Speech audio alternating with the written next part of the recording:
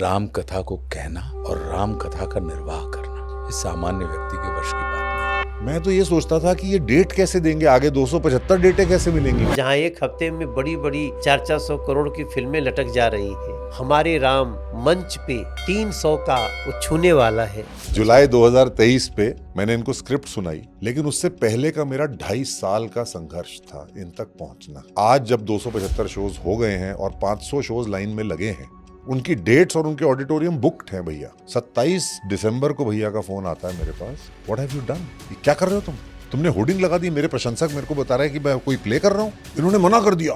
तुम्हारे रोम की एक एक रोम की जो क्षमता हो, उसके उस निपुणता उस दक्षता के साथ कर पाओ तो करना, अन्यथा इतने बड़े चरित्र को हाथ लगाने की हिम्मत मत। मेरी जिज्ञासा है, दद्दा जी से कब संपर्क में आए?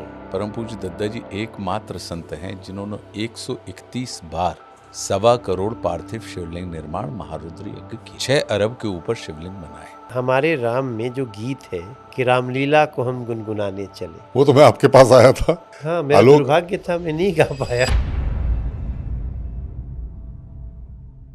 नमस्कार, मैं मनोज तिवारी और हमारी ये यात्रा एक ऐसे पड़ाव पे आई है जहां हम आज आपको 2 ऐसे मेहमानों से मिलवाएंगे जिनमें एक के बारे में तो आप बहुत कुछ सुने होंगे, एक के बारे में सुने कम होंगे, लेकिन अब सुनेंगे तो जानेंगे बहुत अच्छे से। एक जिनको आप जानते हैं, सुनते हैं, मेरी नज़र में वो एक ऐसी शख्सियत है जब उन्होंने सिनेमा के पर्दे पे कदम रखा, रोल चाहे पॉजिटिव हो या निगेटिव हो, देश में उसकी चर्चा हुई। जब उन्होंने गुरु भक्ति का ज्ञान दिया तो वो भी सुनने लायक था, गुरु कृपा भी मिली। जब वो थिएटर से जुड़े तो थिएटर भी कुछ ऐसा रंग दिखाने लगा जिसका रंग कभी दिखा नहीं।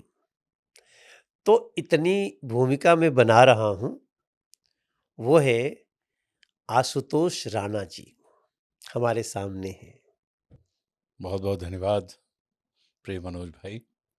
आशुतोष भैया, मैं सोचा नहीं था कि मैं आपसे इस तरह से पॉडकास्ट में बात करूंगा, और आपके साथ आज जब मैं 2025 में बात कर रहा हूं तो आपके साथ राहुल भूचर जी भी होंगे। जो राहुल भूचर और आशुतोष राणा, एक के पीछे राम की प्रतिमा लगी है, एक के पीछे रावण की, और हमारे मन में हमारे राम हमारे राम हमारे राम चल रहा है। 275 के आसपास आपका शो जी पहुंचने वाला है, जी। जहां एक हफ्ते में बड़ी बड़ी 400 करोड़ की फिल्में लटक जा रही हैं, वहां एक हमारे राम मंच पे 300 का शो का वो छूने वाला है। मैं सबसे पहले तो आप दोनों को धन्यवाद और प्रणाम दोनों देता हूं। आशुतोष भैया, आपसे शुरू करता हूं। ये हमारे राम वाले आशुतोष राणा, ये कब निकल के आ गए, कैसे आ गए? सबसे पहले तो मनोज भाई, ये जो उपलब्धि प्राप्त हुई है हम लोगों को, मुझे, प्रिय राहुल को और परम पूज्य गुरुदेव भगवान की कृपा से, तो ये परम पूज्य दद्दा जी की अहेतुकी कृपा है। और अगर कृपा जनरली होता क्या है कि नंगी आंखों से दिखाई नहीं देती, पुरुषार्थ दिखाई देता है, क्योंकि बिल्कुल पुरुषार्थ की बिल्कुल, सीमा होती है, लेकिन कृपा कृपा दिखाई जो नहीं होती देती। है वो असीम होती है, वो दिखाई नहीं देती। तो आप आशुतोष राणा के रूप में चलती फिरती कृपा देख सकते हैं कि कृपा कैसी होती है। तो बोले कि वैसी होती है जैसा आशुतोष राणा है, कि व्यक्ति जो था, जो शेष था वो विशेष हो गया, व्यक्ति जो बेकार था वो कहीं ना कहीं कारगर हो गया, व्यक्ति जो नालायक था वो पता लगा कि लायक की श्रेणी में आके खड़ा हो गया। तो जब किसी संत की कृपा होती है तो ऐसी उपलब्धियां कहीं ना कहीं किसी जीवन में हमको आपको मिल जाती हैं। कि मैं नेशनल स्कूल ऑफ ड्रामा से हूँ, नाटक हमने 2000 के बाद से नहीं किया, और मन में यही था कि जब भी करेंगे तो कोई ऐसे कलेवर का करेंगे कि उसके होर्डिंग लगे, उसकी 2000 के चर्चा बाद हो। नहीं किया था, 2000 के यही बाद किया है। नाटक नहीं किया मैंने, 2000 के बाद 24 वर्ष के बाद। और अब देखिए कि जब गुरु कृपा होती है तो राहुल जैसे सक्षम लोग और उतने ही बड़े विजन वाले लोग कि उनके विजन में भी यही था कि नाटक का मतलब ये नहीं होता कि हम बैग लटका के चलने की स्थिति में हों। नाटक का मतलब ये होता है कि जब नाटक लगे तो उसके प्रोमो सिनेमा हॉल में भी नाटक के प्रोमो चलें। आप होर्डिंग में देखें तो नाटक के होर्डिंग आपको दिखाई देखने के लिए मिले। आप अखबार खोलें तो उसमें आपको बड़े-बड़े ऐड दिखाई अभी मैं रास्ते मिलें। में आ रहा था तो तो वही भी वो मैं कह रहा बोर्ड हूँ। देख के, होर्डिंग देख के आ रहा हूँ। तो ये परम पूज्य गुरुदेव भगवान की ऐसी अनूठी कृपा हुई कि साल भर का समय हमें हुआ है। 22 जनवरी जब परम पूज्य परमात्मा श्री राम के 2023 में मंदिर का जब उद्घाटन हुआ और ये एक संयोग बना हमारे जीवन में, हम लोगों के जीवन में 2024 2024 में, कि उसी दिन उसी समय हमारे हमारे राम का भी लोकार्पण हुआ जगत के सामने। हमारे राम निकल अच्छा, के आया। ये उसी दिन हुआ जब भगवान राम के मंदिर का शुभारंभ हुआ? ये एक अचानक संयोग है क्योंकि हम राहुल चाहते थे कि 2023 अक्टूबर में इसको लोकार्पित कर दिया जाए, मतलब समाज के सामने आ जाए, इसके मंचन शुरू हो जाए। फिर 19 नवंबर 2023 को इन्होंने एक तारीख निकाली, लेकिन पता नहीं हमारे मन में अंदर ही अंदर, और तब तक कब होना है राम मंदिर की प्रतिष्ठा, इस बारे में जानकारी नहीं थी।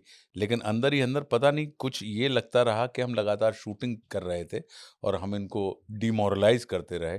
लेकिन ये डिमोरलाइज? डिमोरलाइज कि नहीं, अभी नहीं करना, अभी नहीं करना, अभी नहीं, मतलब इतने जल्दी मैं कैसे मतलब याद जब ये करूंगा। सुनाए आपको हमारे राम का स्क्रिप्ट, ये तो जुलाई में सुना दिए। क्या जुलाई सुनाने 23 या 2023 जुलाई में इन्होंने स्क्रिप्ट सुना दी। उसके बाद हमने उसको टच भी नहीं किया। जो चेंजेस होने थे वो लगातार चेंजेस हो गए, नई स्क्रिप्ट आ गई, स्क्रिप्टें 2-3 बार आ गईं, सारी चीज़ें हो गईं, लेकिन और इन्होंने, जैसी कि इनकी आदत है कि बहुत तेज़ी से चलते हैं, तेज़ी से चलते हैं और बहुत अग्रेसिवली। इनका ये मानना है कि भाई जगत के सामने पूरी क्षमता के साथ अपनी कृति को पहुँचाना चाहिए। इनके अंदर कृपणता नहीं है, चाहे वो प्रेज़ेंटेशन में हो और चाहे वो प्रचार में हो। तो ये उस हिसाब के जो करना है वो जो करना है। करना है, उसमें ये नहीं देखते हैं कि इसमें धन कितना लगेगा। ये तो मन लगेगा और मन में जितना धन लग जाए, उतना लगाने में राहुल का अपना विश्वास है। और ये मेरा परम सौभाग्य है, गुरुदेव भगवान की कृपा है कि मुझे एक ऐसा व्यक्ति छोटे भाई के रूप में मिला, जिसने बिल्कुल उसी चित्त का, उसी चिंतन का और उसी चरित्र का, कि जिसका विज़न भी उतना ही बड़ा था। तो ये संयोग बनते चले गए। हम इनसे कहते रहे कि अभी नहीं कर पाऊँगा, अभी नहीं कर पाऊँगा, और फाइनली इन्होंने दिसंबर में होर्डिंग ही लगा दी है। नहीं, मेरा मेरा कुछ अलग अनुभव है। जी। जब ये हम तो इनको अयोध्या जी में जी। जब भगवान राम के इस भव्य स्वरूप का प्राण प्रतिष्ठा नहीं हुआ था, तो कोविड के समय में जब सब कुछ बंद था, तब अयोध्या की रामलीला करने में इनको हम राम देख चुके थे, हम परशुराम कर चुके थे उसमें, हम अंगद कर चुके थे। लेकिन एक दिन हमको, दोस्तों आप जो सुन रहे हो ना, मैं हमारे राम नाटक की बात कर रहा हूँ। हमारे राम नाटक के रावण है आशुतोष राणा जी, और हमारे राम के भगवान राम का, मर्यादा पुरुषोत्तम राम का रोल करने वाले राहुल भूचर जी हैं। और हमको, इसके पहले कि मैं राहुल जी के पास आऊं, मैं आपको बताऊं, हमको जिस हमारे राम का नामकरण भी हमने किया, हमारे राम गाना जो गाने गाया तो मैं नहीं गा पाया, लेकिन एक दिन हमको कोई बताते हैं, बहुत बड़े जज साहब, कि एक हमारे राम नाटक आया है, आपने देखा? उसके बाद में जाके नाटक देखा हूं। राहुल जी,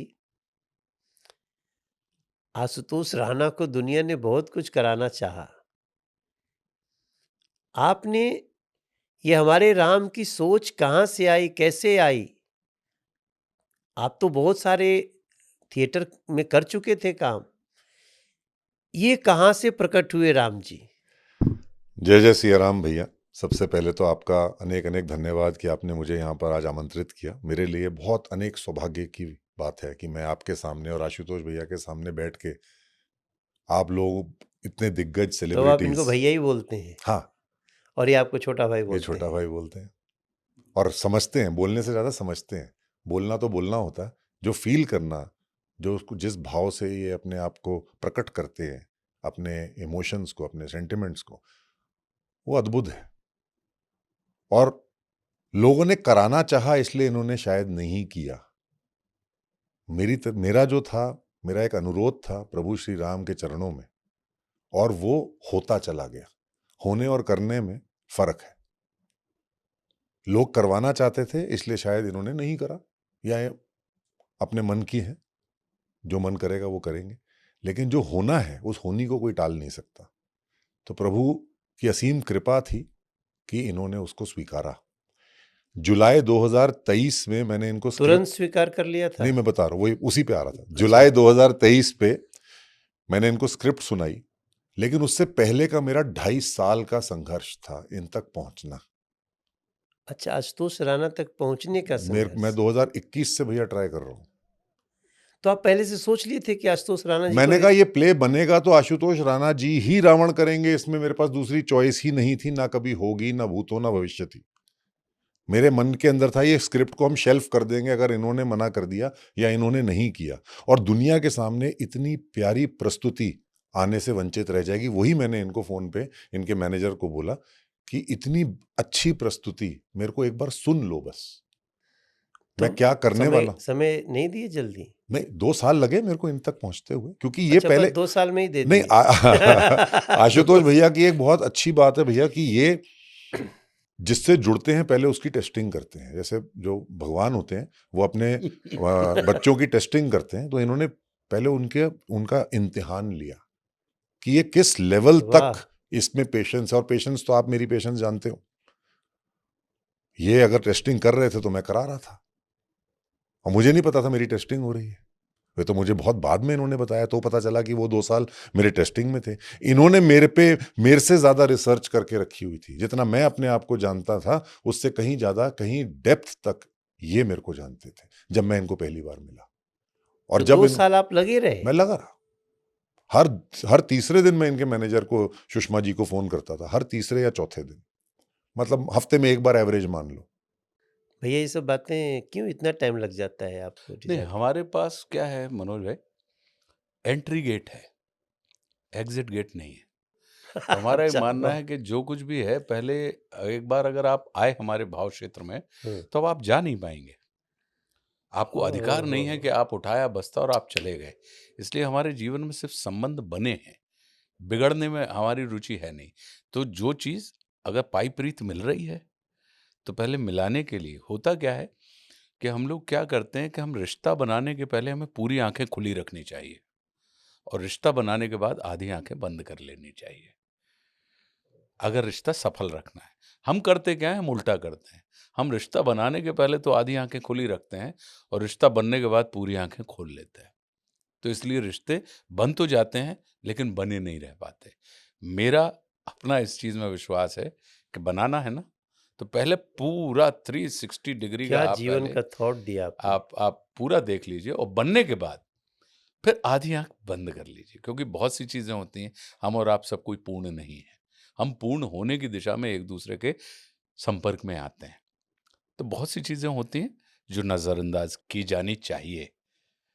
तो इस वजह से वो सिर्फ़ ये था, और दूसरा चूँकि राम राज्य मैं लिख चुका था 2020 में, और गुरुदेव भगवान की कृपा से वो एक इतनी स्वीकार की गई किताब है कि उसको साहित्य अकादमी पुरस्कार भी मिल मिल गए, 2 स्टेट के, अभी अखिल मैं भारतीय। पिछली मुलाकात के बाद लेके जी। उसको पढ़ना शुरू तो किया।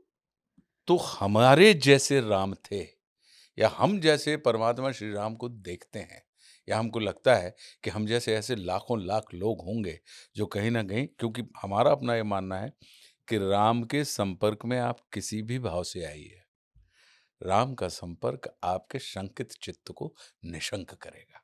ये उनका जादू है कि आप उनको, अपने प्यारे राम को रीझ भजो या खींच, खेत पड़े बढ़ जाते उल्टो सीधो बीज, ऐसी वाली उनकी प्रकृति है। तो मेरा अपना ये मानना था कि जब परमात्मा श्री राम की कथा का मंचन, और वो भी हमारे मन में ये था क्योंकि रामलीला से हम निकले हुए हैं, तो हमारे मन में ये था कि एक इतनी संसार की सबसे ऐश्वर्य संपन्न, संसार के सबसे बड़े जिसको कहेंगे पुरुषार्थी महापराक्रमियों की दास्तां जब हम कहने जा रहे हैं, तो फिर उसके अंदर मनुष्य की कृपणता नहीं होनी चाहिए मन में, और ये परम सौभाग्य था नहीं तो कहीं कि ऐसा हिच तो नहीं था कि ये रावण करने को बोल रहा है, ऐसा तो कुछ नहीं था? रावण तो मुझे मेरी विश लिस्ट का मेरा प्रिय किरदार है। मैंने तो इनको मुझे बोल दिया था, मैंने कहा आप हमें तो आप चाहिए। हमें रावण मुझे करना था।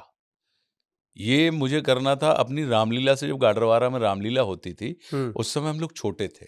तो हमारी आपके आयु हमारे जहाँ गाडरवारा स्थान में, है, हाँ, हाँ, जहाँ स्थान है मेरा जन्म स्थान, मध्य प्रदेश में। अद्भुत रामलीला होती है, मध्य प्रदेश में गाडरवारा में होती थी। तो हम लोग छोटे थे और रावण का किरदार हमारे यहाँ उमा महाराज नाम के एक हम लोगों के बुजुर्ग थे, तो वो करते थे, और वो इतना किरदार मुझे अद्भुत लगता था, रावण का किरदार। और मेरी विश लिस्ट में ये था कि अगर मेरे सामने राम और रावण के किरदार में से चुनाव आएगा, तो मुझे रावण का किरदार करना है। ये हमारी विश लिस्ट में था बचपन से। उसका मतलब कारण राम राज्य लिखने वाला रावण करना चाहता था। रावण करना चाहता था। उसके पीछे कारण सिर्फ इसका भावनात्मक कारण ये समझ लें हम, कि क्या होता है कि हमारे मित्रों से अधिक हमारे शत्रुओं का चिंतन हमारे मन में होता है। तो अगर रावण ने मर्यादा पुरुषोत्तम श्री राम से शत्रुता ठानी है, तो रावण के चित्त में चिंतन में निरंतर राम का ही नाम चलता रहा है। तो ये रावण की राममय होने की यात्रा, क्योंकि आप जिसका नाम भजते हैं, जिसके बारे में सोचते हैं, जिसके बारे में विचारते हैं, आप जीवन के अंत में उसी के जैसे हो जाते हैं। क्योंकि अब राम स्वयं के नाम का तो चिंतन नहीं करेंगे, अगर आप करेंगे तो, है ना? लेकिन रावण जो है, वो कहीं न कहीं राम का चिंतन, तो राम निरंतर हमारे चिंतन में बने रहें, इसके पीछे हमारे मन में एक व्यक्ति के तौर पे कह लें, एक अभिनेता के तौर पे कह लें, या जैसे भी कह लें, तो वो एक यात्रा थी कि आज जब हम लोग करते हैं 275 शो के आसपास, फिर सफलता अगर कैसे मिली? 1 मिनट जरा जी। सा। तो ठीक है, वो जो 2 साल था, तो बड़े फिर पेशेंस वाले हो। तो बहुत फाइनली इनकी जो मैनेजर हैं सुषमा जी, उन्होंने मेरे को बोला कि सर से टाइम मिल गया है और आप इस समय इस डेट पे इस जगह पे हमारे इनके सर के घर पे पहुंच जाइए। After how many 2 months? Years 2 2 years. Years 24 months. फिर जुलाई में मैं इनको मिला और इन्होंने मेरे को बोला, सुषमा जी ने, कि 15 से 20 मिनट आपको मिलेंगे, उसके बाद इन्होंने 12 बजे अपनी शूटिंग पे जाना है, तो आप 15-20 मिनट में जो आप बात कर सकते हैं आप कर लीजिए। तो मैं पहुंच गया और वो 15-20 मिनट की जो मीटिंग थी वो 6 घंटे तक चली भैया। और तब तक आप ये डिसाइड कर चुके थे कि आप राम कर मैं रहे हैं। स्क्रिप्ट लेके गया था और स्क्रिप्ट में पहले दिन से ये तय था कि ये स्क्रिप्ट मैंने लिखी ही इसी उस पे थी, भाव से, अनुभव से, कि इसमें राम जी की भूमिका मैं निभाने की चेष्टा करूंगा अगर उनका। और अगर ये कह देते कि मैं राम तो करूँ? मैंने तो इनको बोला था, इन्होंने तो ऑफर दिया मैंने था। बोला था, मैंने अच्छा, कहा आपने आप चुन, ये स्क्रिप्ट है, ये कैरेक्टर हमारे आप राम चुनो। बनेगा आपके साथ। मैंने कहा मेरे को आप चाहिए प्ले में। अब उस प्ले में आप राम जी का रोल करो या रावण का रोल करो, ये आप पे छोड़ दिया। वो 15 मिनट का टाइम वो था। 15 मिनट के टाइम में तो हुआ वही क्या बात उसमें? इनको उसी 15 मिनट में मैंने ये चीज जब बोली तो इनको वो चीज समझ आई और इन्होंने जब मेरे को मिले मेरे से और मेरे से बात करी, वो तो पहली मुलाकात वो थी। पहली मुलाकात थी। उससे पहले कभी जिंदगी में मैंने इनसे ना कभी बात करी, फोन पे बात नहीं करी, कभी मिले नहीं। और वो 15 मिनट मेरे, उस 15 मिनट में मैं कहूंगा कि आज जब 275 शोज हो गए हैं और 500 शोज लाइन में लगे हैं, लाइन में 500 लाइन अप 5 है। से लाइंड अप हैं, 500 उनकी डेट्स और उनके ऑडिटोरियम बुक्ड हैं भैया।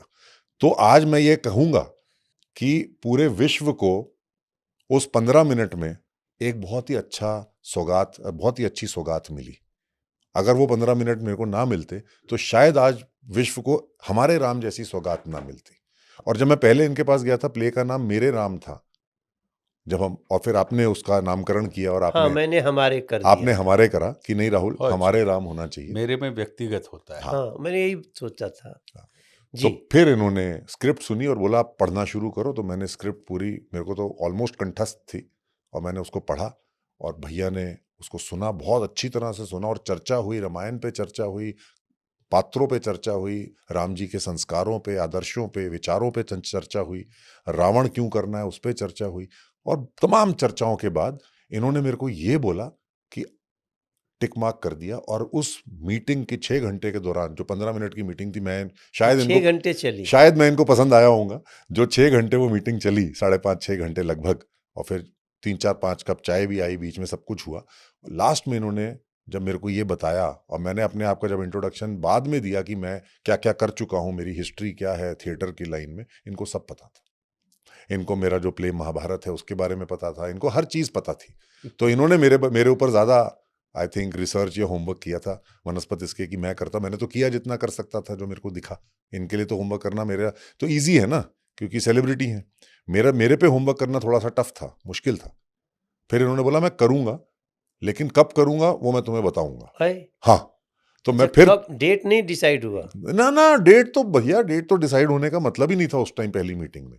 फिर ये दिल्ली आए क्योंकि किसी वो तो शूट, राम जी भी करा रहे थे ना। वो तो उनकी मर्जी थी भैया, वो उनकी मर्जी थी। उस टाइम तक ये भी नहीं पता था कि अयोध्या जी का मंदिर कभी बन के कब तैयार होगा, नहीं होगा, क्या तारीख होगी, कुछ नहीं तो पता इस था। दौरान आप अपना पूरा स्क्रिप्ट तैयार कर लिए, भाई नहीं, साहब को भैया दे ने दिए? बहुत चेंजेस बताए मुझे अच्छा, स्क्रिप्ट में, बहुत हमारी, क्योंकि अगर ये उनके कोई, अनुभवों का लाभ। हाँ, अगर ये नहीं, कोई चीज ऑल्टर हुई करेंगे पूरी। और अच्छी ऑल्ट बात है हाँ, कि मतलब ये इतना ओपन आदमी है, नहीं तो जनरली अपनी एक कृति को बिल्कुल बदलना बहुत कठिन होता है लोगों के लिए। लेकिन चूंकि मन में ताप था, मन में इच्छा थी, और या ये कहें कि समर्पण था भैया। समर्पण था, या ये कहें कि कहीं ना कहीं प्रारब्ध है हम दोनों का, पिछला हिसाब किताब होगा कि कुछ करना होगा, तो इस वजह से तो वो सारी चीजें बदली। क्योंकि मैं जब दिल्ली आया तो हम लोगों ने सितंबर रीडिंग की, में आए सितंबर। दिल्ली आए। अच्छा, हाँ, तो हम शूटिंग के लिए आए थे, यहाँ पे शूट कर रहे थे। तो फिर एक दिन हमने स्टूडियो में जाके हम लोगों ने सारी रीडिंग की। रीडिंग के बाद ये एक रात पहले हम मिले भी थे, आपके एक रूम में रात मैं आया था, वो भी बता दो जितना आप बताना चाहो उस मीटिंग का भी। नहीं, तुम ये बता सकते हो। तो वो मीटिंग में मैं आया, हायत रीजेंसी होटल्स आर.के. पुरम में ये रुके हुए थे, और मैं एक झोला लेके आया उस मीटिंग में, क्योंकि उससे पहले तक मेरे को ना इन्होंने डेट दी। जुलाई में सुन लिया, सितंबर हो गया, हम बैठे, चेंजेस भी कर दिए जो भैया ने बोले थे स्क्रिप्ट में, दिखा भी दिए, बता भी दिए, करेंगे राहुल करेंगे, तुम इत्मीनान रखो। अभी मेरी 6 पिक्चरें इस समय फ्लोर पे हैं, मेरे को करने दो। इनकी 6 पिक्चरें एक साल में इन्होंने रिलीज करी थी भैया, और 6 पिक्चरें फ्लोर पे थी, चाहे वो छावा कह लो, चाहे वो जितनी मर्जी पिक्चरें कह लो। तो उसमें मैं एक झोला लेके गया, और उसमें मैंने कुछ सामान भर के लेके गया था, कुछ पैसे रख के लेके गया था, ऊपर हनुमान जी महाराज की एक मूर्ति रख के गया था, और मैं भैया के पास मैंने वो रखा, और भैया अपने मित्रजनों के साथ बैठे हुए थे। तो मैंने कहा भैया, मैं 3 घंटे में वहां बैठा, इनकी बातें सुनी, मित्रों की बातें सुनी, मैं चुप बैठा था।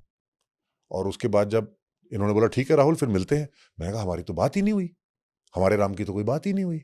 मैं कहा भैया मैं आपसे 5 मिनट जरा, कह रहे हाँ हाँ सार्वजनिक बात करो। मैं कहा नहीं 2 मिनट जरा प्राइवेट में। नहीं प्राइवेट कुछ नहीं है, मेरे मित्रों में आने का रास्ता है, जाने का नहीं, जैसा इन्होंने बोला।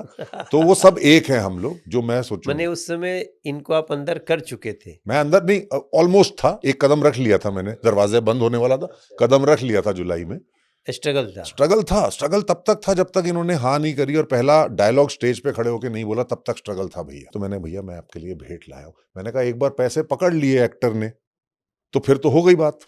इन्होंने हनुमान जी महाराज की मूर्ति अपने सर पे रखी, माथे पे रखी, और बोला ये मैं रखूंगा, अपने मंदिर में रखूंगा, लेकिन ये तुम वापस ले जाओ। अच्छा, तो लक्ष्मी जी को इन्होंने मेरे हाथ में वापस पकड़ा दिया। कहते मैं 1 रुपया नहीं लूंगा जब तक मैं तैयार नहीं हो जाऊंगा। कह रहा अभी आपने कुछ किया है? मैं कहा नहीं। अभी हमने कुछ किया है? नहीं। पैसा किस चीज का?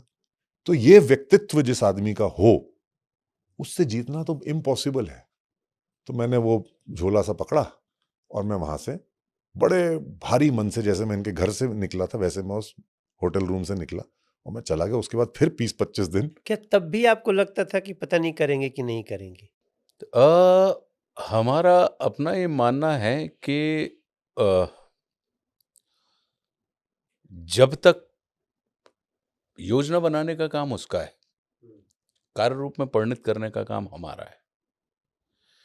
तो जब तक उसकी योजना के अनुसार आप कार्य रूप में परिणित करने के पहले कदम ना उठा लो, तब तक आपको ये मानना नहीं चाहिए।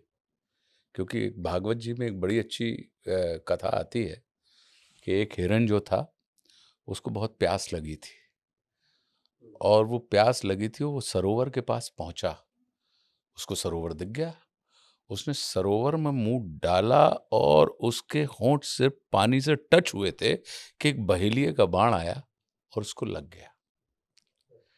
तो मेरा इस चीज़ में अखंड विश्वास है कि अगर प्यास लगी है और जब तक पानी पिया ना जाए, तब तक आप अपने आप को प्यासा ही मानिए। सरोवर के पास खड़े होने के बाद का मतलब ये नहीं होता कि आपको पानी मिल गया। जब तक पानी अंदर ना चला जाए, तब तक आप ये मान के चलिए कि आप प्यासे ही हैं, आपके पास पानी नहीं है। तो मैं अपने आप में मेरा ये मानना है, क्योंकि धन किस बात का? अगर हमने काम किया हो, तो आप हमें धन दीजिए। हमने काम के बारे में विचार किया है, तो विचार का धन नहीं होता। कहीं न कहीं धन जो होता है, और इस पे हमारा अपना अखंड विश्वास था, तो वो मन में ये लग रहा था कि कठिन रास्ता है, और ये वो रास्ता है जो मेरी अपनी इच्छा का रास्ता है। किसी अन्य की इच्छा के लिए तो आप हो सकता है कि थोड़ा-सा अगंभीरता के साथ काम कर दें। लेकिन जब आपकी अपनी इच्छा होने के योग बने हैं परमात्मा के द्वारा, तो फिर जब तक जो आपकी अपनी पूरी क्षमता है, उसको आप ना उड़ेल दें, तो राहुल बिल्कुल सही कह रहे हैं कि पहले शो के पहले डायलॉग तक, मतलब इनफैक्ट मैं बिल्कुल नए बच्चे के जैसा था, कि जिसने आज तक ये पहली बार अभिनय कर रहा हूँ। कुछ याद करा रहे हैं। मैं यही बोल रहा था कि अगले उस दिन आपको याद होगा, आपने मेरे को बोला ठीक है, मैंने कहा आप स्टूडियो तो आ जाओ मेरे एक बार। तो कहते ठीक है मैं स्टूडियो आता हूँ और मैं स्क्रिप्ट सुनूंगा। अब ये आए स्टूडियो, हम सब बैठे हुए बच्चे, हमारे सारे एक्टर्स, बाकी एक्टर्स वो हमारे स्टूडेंट्स ही हैं फेलिसिटी थिएटर के, सब बैठे हुए बिल्कुल सर्कल में, इनकी इंतजार हो रही है। कम से कम वहां पर 150 बच्चा होगा। बच्चा मतलब एक्टर्स, सक्षम एक्टर्स जो हमारे यहाँ से ट्रेनिंग लेके निकले। भैया आए, आलोक श्रीवास्तव जी के साथ जो लिरिसिस्ट हैं, राइटर हैं बड़े, प्रवीण जी इनके, और एक वो जो अंदर का रास्ता है वन वे, उनके बहुत सारे दोस्त आए साथ में, 4 दोस्त आए इनके। अब मुझे लगा पहले तो एक आशुतोष राणा जी प्रियल को भी आई थी। प्रियल भी आई थी। हाँ, तो मैंने कहा पहले तो एक आशुतोष राणा जी को कन्विंस करना था, अभी यहाँ पे 5-5 आशुतोष राणा जी को कन्विंस करना पड़ेगा। और स्क्रिप्ट में अगर हल्की सी त्रुटि हुई तो कोई भी, तो राइटर है, कोई गद्य लिखता है, कोई पद्य लिखता है, कोई लिरिसिस्ट है। तब तक वो गाना नहीं लिखा अरे गया भैया था। वो तो बहुत, अभी तो आप सुनो, ये तो लंबा पॉडकास्ट चलने वाला है।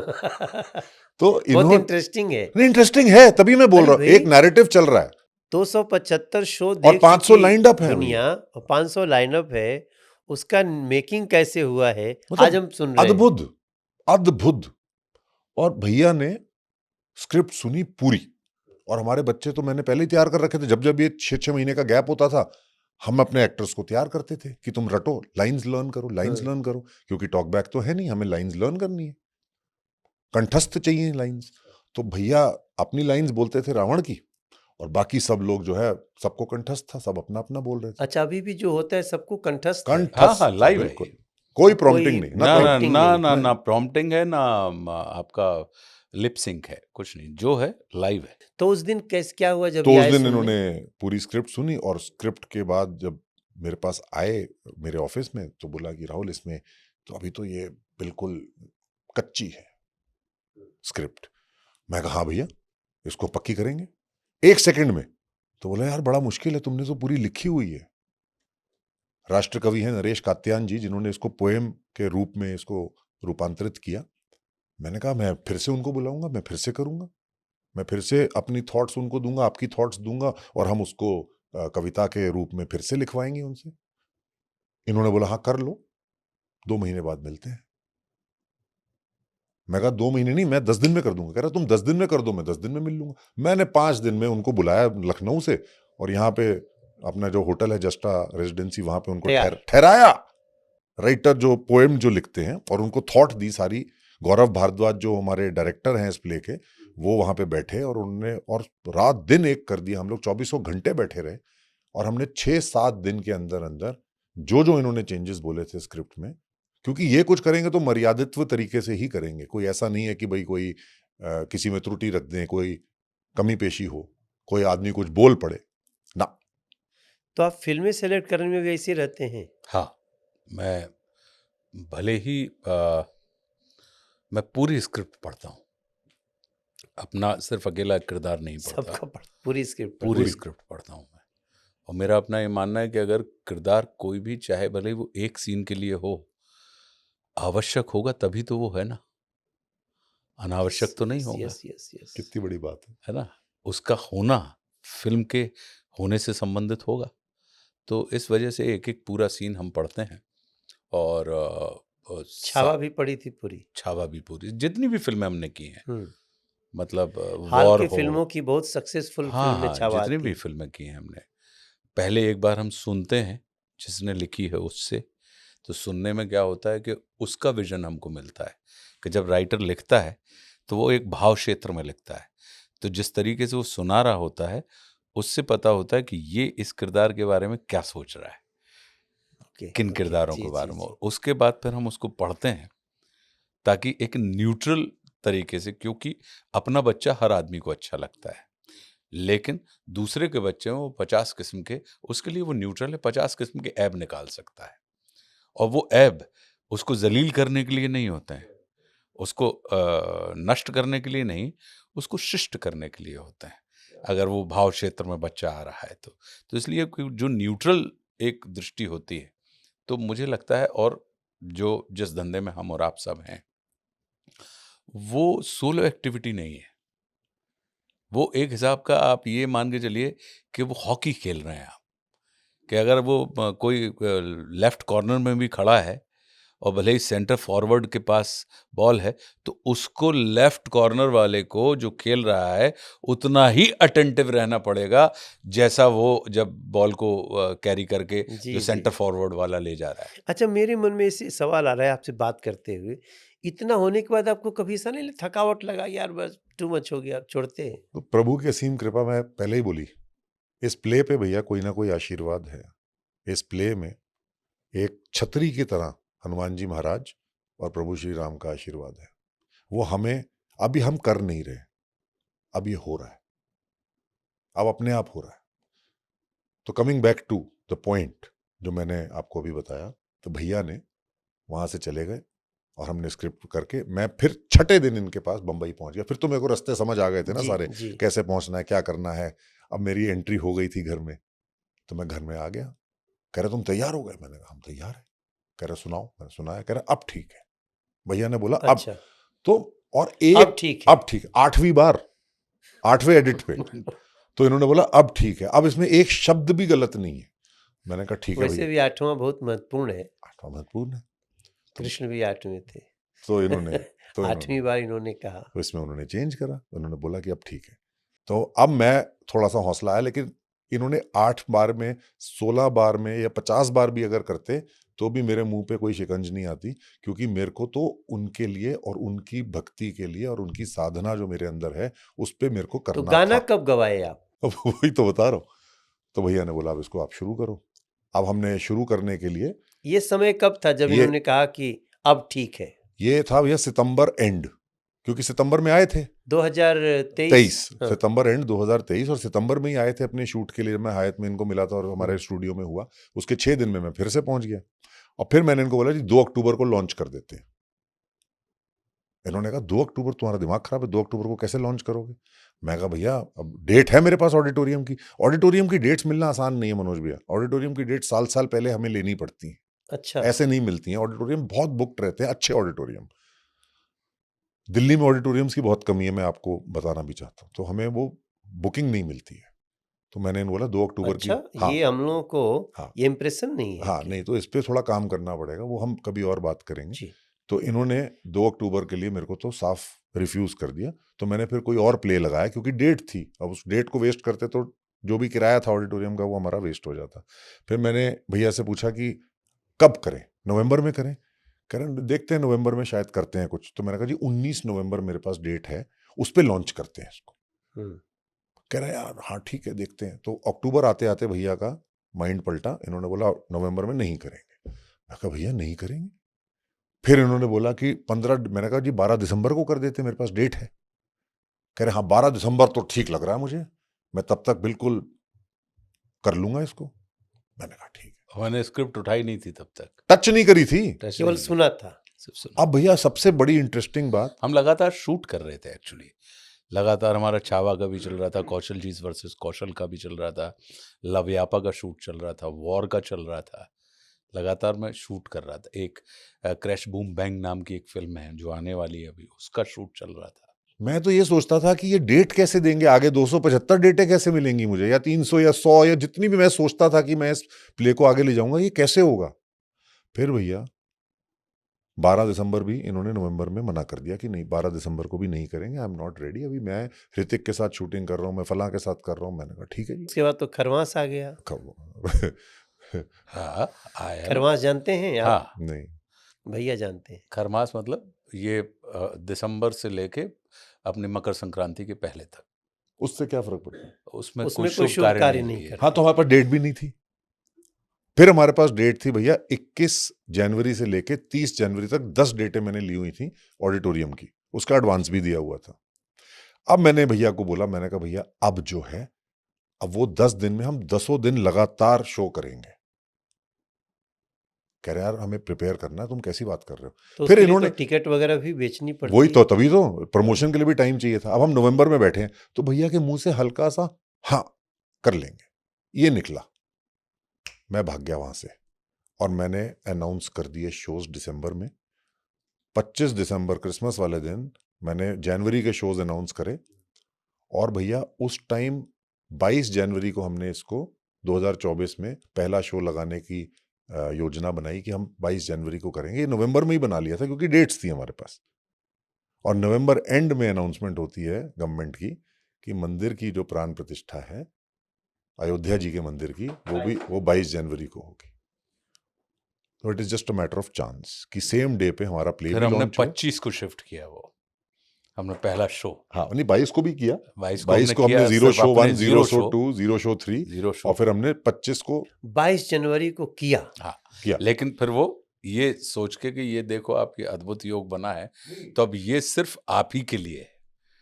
मतलब ये जो पहला शो राम का होता है ना, जो कि आप ही हैं उन्हीं के ऑडिटोरियम लिए। में, उनके लिए किया। सिर्फ उनके लिए पहला किया शो है। प्रभु श्री राम और हनुमान जी महाराज के लिए किया, अकेला, 22 तारीख मतलब को। सिर्फ कोई खाली empty audience, auditorium, empty auditorium, empty auditorium, कि ये आपको दिखा रहा है। खाली खाली कोई मतलब नहीं कोई था। टिकट सेल नहीं, और कोई किया ही नहीं गया। कोई, जो अपने यहाँ पहले नहीं होता था कि पहली रोटी राम की, एक अपने यहाँ पहला जैसे शादी का कार्ड माता रानी को। तो माता अब तो हम रानी। ये कह सकते हैं कि राम जी देखे उसको, अगर हमारी उस सत्ता में विश्वास है। नहीं, बिल्कुल देख ही रहे हैं उस सत्ता। जिन आंखों से हम दुनिया देखते हैं, क्या उन आंखों को हम देख पाते हैं? जी ये तो सिर्फ यंत्र है। जी जी जी। आप कान से सुन रहे हैं, सुनने वाला कोई और है। आंख से हम देख रहे हैं, देखने वाला कोई और है। वाह। मतलब अगर उसको, ईश्वरी नाम के एक बड़े अच्छे कवि हुए हैं, वो कहते हैं कि जिस दिन मन पंछी उड़ जाए है, डरो पिंजरा राने, भाई न जय है बंधु न जय है, हंस अकेलो जाने, और इस तन भीतर 10 द्वारे हैं, कौन कहाँ कड़ जाने, ओ कहवे को हो जाए है ईश्वरी, ऐसे हते फलाने। ये जो बात है, तो हम ये तो और आप, बुंदेलखंडी हाँ, भाषा में ये है। बुंदेलखंड वो थे वहीं के। तो तात्पर्य ये है कि क्यों नहीं देखेंगे, वही तो देख रहे हैं। ये तो हमारे इनके आनंद का विषय ये है कि उन्होंने आपके भाव क्षेत्र को अपनी क्रीड़ा का स्थल बनाया। वाह। हम इसमें सौभाग्यशाली अपने आप को मानते हैं कि दिल लगा गधी से तो परी भी क्या चीज मैं है। हैरान हूँ भैया कि खाली ये हमारे लिए भी नया समाचार है, कभी नहीं बताया आपने। भैया कि दिसंबर में दिल्ली में 55 होर्डिंग लगा दिए हमने, मैंने लगा दिए। जब इनको इनकी हल्की सी हाँ सुनाई दी, मैंने इनको बिना पूछे ताड़म तोड़ होर्डिंग्स लगा दिए, अखबारों में ऐड शुरू कर दिए, डिजिटल मीडिया प्रमोशन में डाल दिया, क्योंकि हमने लॉन्च ही इसको 14 शोज से किया था। खट खट खट खट 14। और फिर क्या हुआ? सुनो तो वो भैया, ये इंटरेस्टिंग बात है। हाँ? 27 दिसंबर को भैया का फोन आता है मेरे पास, व्हाट हैव यू डन, ये क्या कर रहे हो तुमने होर्डिंग लगा दी, मेरे प्रशंसक मेरे को बता रहे हैं कि मैं कोई प्ले कर रहा हूं। मैं कहा हाँ भैया। तुमने फोटोशूट कब किया? मैं कहा जब आप स्टूडियो आए थे। मैं आपको बताना भूल गया भैया, जब ये स्टूडियो आए थे मैंने खटाक से फोटोशूट करा दिया इनका। और उस टाइम इनकी दाढ़ी थी, एक कंटिन्यूटी में एक ओटीटी कर रहे थे, अच्छा। उसमें इनकी दाढ़ी थी, तो दाढ़ी वाला कहता मेरी दाढ़ी है, मैं मतलब बिना ड्रेस की नहीं, कर ड्रेस दिया? था ना, ड्रेस बना के रखी हुई थी, अच्छा। मेरा सब कुछ तैयार था। ट्रायल हुआ, ट्रायल हुआ, ट्रायल पे मैंने लेकिन फोटोशूट ट्रायल करा कर रहे दिया। हैं कि ऐसा लुक इनको लगा ट्रायल कर रहे हैं। मैंने फोटोशूट करा दिया। कहते मेरी दाढ़ी है।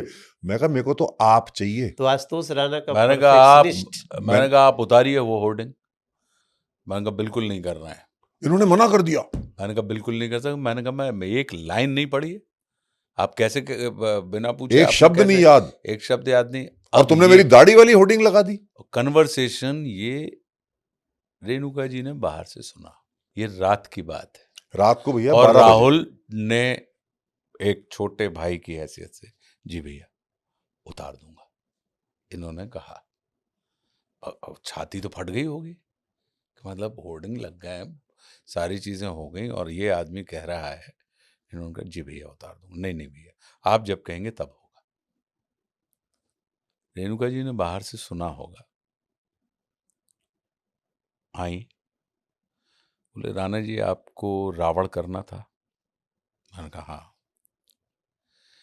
जैसा जैसा आप राम का चरित्र देख रहे थे वैसे ही राम का चरित्र है? मैंने कहा हाँ। जैसा नाटक आपको चाहिए था वैसे ही नाटक है? हाँ। जो प्रोड्यूसर आपके दिमाग में था वैसे ही है? मैंने कहा हाँ। तो बोले फिर आप क्यों नहीं कर रहे हैं? मैंने कहा यार याद कैसे होगा ये? मैंने कहा इतने बड़े बड़े सीन्स हैं, याद कैसे होंगे? 12 सीन्स बोले हैं। ये आशुतोष राणा के मुंह से ये बात ठीक नहीं लगती। क्या बात है, वाह। बोले आशुतोष राणा के मुंह से ये बात ठीक नहीं लगती, आप उसको कर डालिए। वो कह के वो अपने सोने चली गई। मैं 4 बजे तक मैंने 3 सीन याद किए। मेरे पास फोन आता है सुबह 6 बजे, उसी सुबह दिन? 6 बजे उसी दिन, उसी और रात को। मैंने कहा राहुल होर्डिंग मत उतारना, उसी तारीख को नहीं बंद नहीं कर दे। नहीं नहीं, ऐसे थोड़ी हुआ था। मैं तो पूरी रात रोया भैया, और मैं अपने घर के मंदिर में जाके बैठा और मैंने कहा अब ना आप करो, अब मेरी बस हो गई। इनको तो मैंने बोल दिया उतार दूंगा होर्डिंग। मैंने अगले दिन ऑर्डर भी देना था सुबह सुबह। 12 बजे फोन करे, 12 बजे तो सब बंद था। इनका सुबह मेरे पास 6:30 बजे फोन आया, किसी शूट पे जा रहे थे, इनको 7 बजे शूट के सेट पे पहुंचना था, और 6:30 बजे इन्होंने मुझे फोन किया। मैंने आधी घंटी में फोन उठाया। मैं कहा हाँ जी भैया। इनका फोन आया 6:30। कहते तुम सोए नहीं? मैं कहा नहीं नहीं बताइए ना। कहते तुम साले रात भर नहीं सोए? मैं कहा नहीं नहीं सो गया था, अभी उठाऊं। कह रहा ऐसा है होर्डिंग मत उतारना, तो करते हैं इसको, और अपने असिस्टेंट डायरेक्टर को भेजो मेरे पास, शो रनर को, और अपन बैठ के इसको बनाते हैं, करते हैं कुछ। मैं कहा जी तो 22 जनवरी? कह रहे 22 जनवरी। बात हो गई खत्म। मैंने रखा फोन, और मैंने जो असिस्टेंट डायरेक्टर है उनको फोन किया, शो रनर भी हैं हमारे, मैंने कहा एसोसिएट डायरेक्टर, और मैंने कहा आप जाओ और बैठो भैया के पास।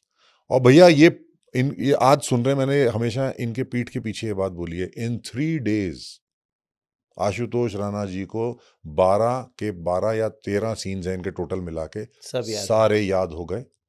और ये इंसान, मेरे को सिर्फ इन्होंने एक चीज की बोली कि यार कभी मैं शूट कर रहा हूं तो आप लोग बॉम्बे आके रिहर्सल कर लेना। मैं कहा जी सब कर लेंगे। पूरे पूरे हमारे एक्टर्स फ्लाइट पकड़ के मुंबई जाते थे इनके 3 घंटे के स्लॉट के लिए, और वहीं पड़े रहते थे जब तक ये अगला स्लॉट नहीं देते थे। और ये 14-14 घंटे जब आते थे, 14-14 घंटे स्टेज पे बिना खाए बिना पिए रिहर्सल करते थे। और ये इनकी, मतलब काबिले तारीफ बात है कि उस लेवल का जो एक्टर था। और फिर हमारा जो ये प्ले है हमारे राम, तो 22 को ये परफॉर्म हुआ परफॉर्म हुआ without without audience? Without audience. Audience के साथ कब हुआ? 25 को। 25 को। कौन से ऑडिटोरियम में? कमानी, सब कमानी। कमानी की डेट्स थी हमारे पास। 4 फरवरी तक डेट्स थी हमारे पास। हमने टाड़ा फिर आपने वो लोग भी आने शुरू हो गए? वो तो मार्केटिंग तो चल रही थी, होर्डिंग लग रहे तो मार्केटिंग चल रही थी, एड्स आ रहे थे, सारे हाउसेस फुल।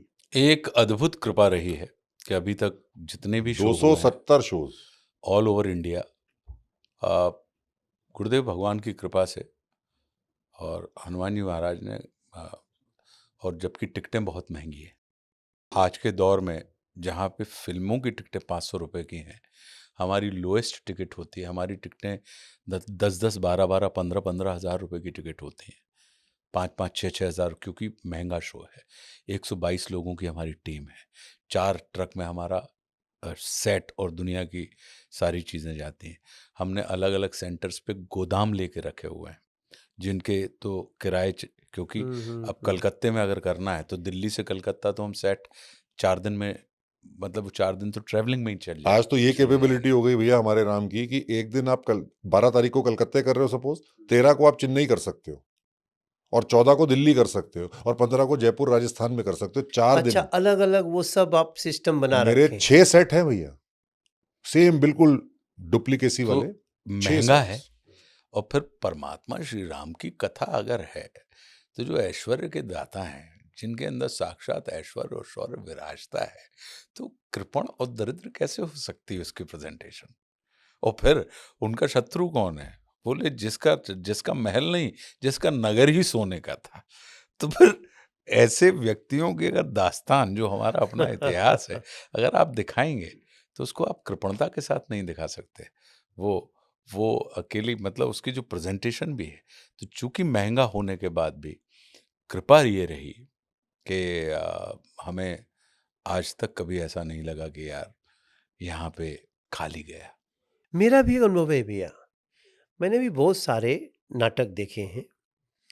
बहुत सारे बड़े-बड़े लोग, शेखर सेन जी का, और भी बहुत, श्वेता तिवारी का, ऐसे देखने के लिए मैं अपने व्यस्त समय में से जाकर के देखा हूँ। इस नाटक को जब मैं देखा, पहले तो मुझे लगा कि बस राहुल जी ने बुलाया है तो चला गया, जो पहला दिन मैं देखने गया था। मेरी देखने की प्यास बढ़ी। मेरे बगल से राम गुजरे, मेरे ठीक किनारे से रावण गुजरे ऑडियंस से।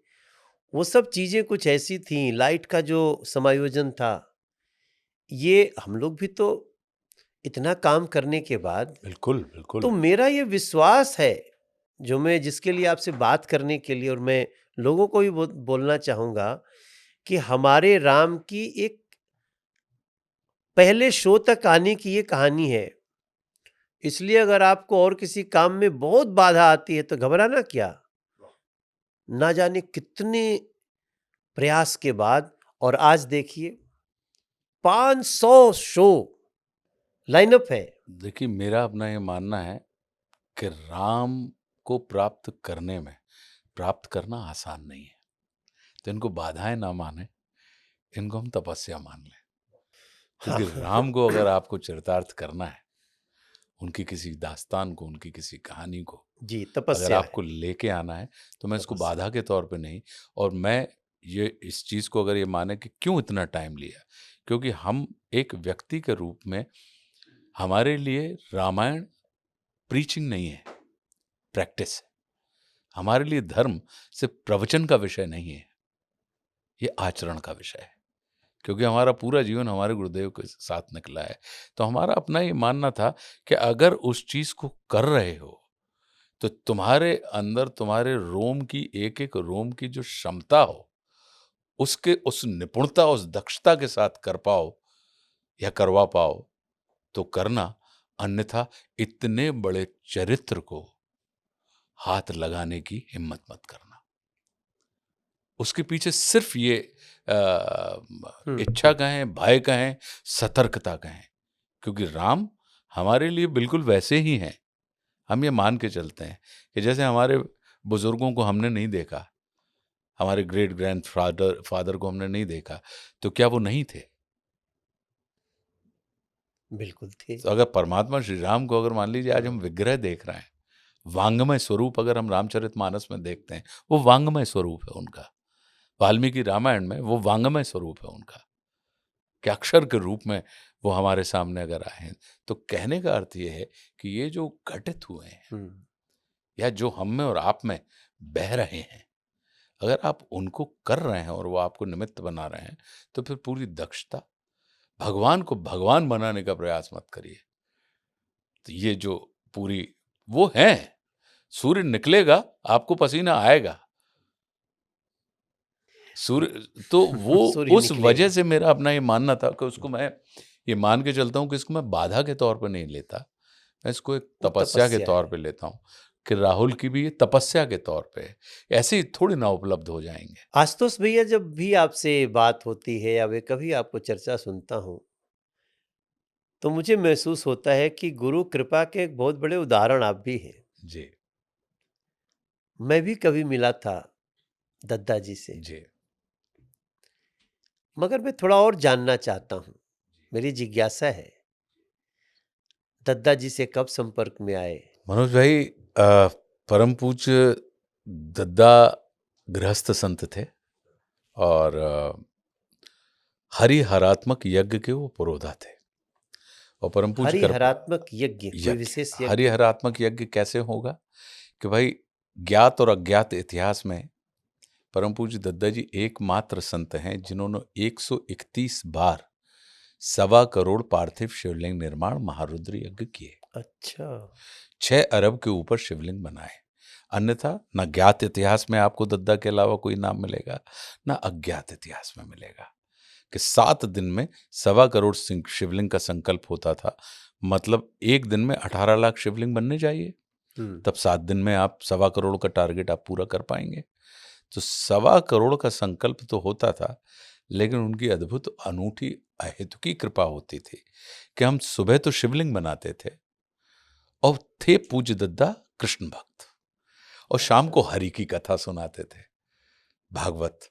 तो दिन में हर और शाम को हरि। हरि।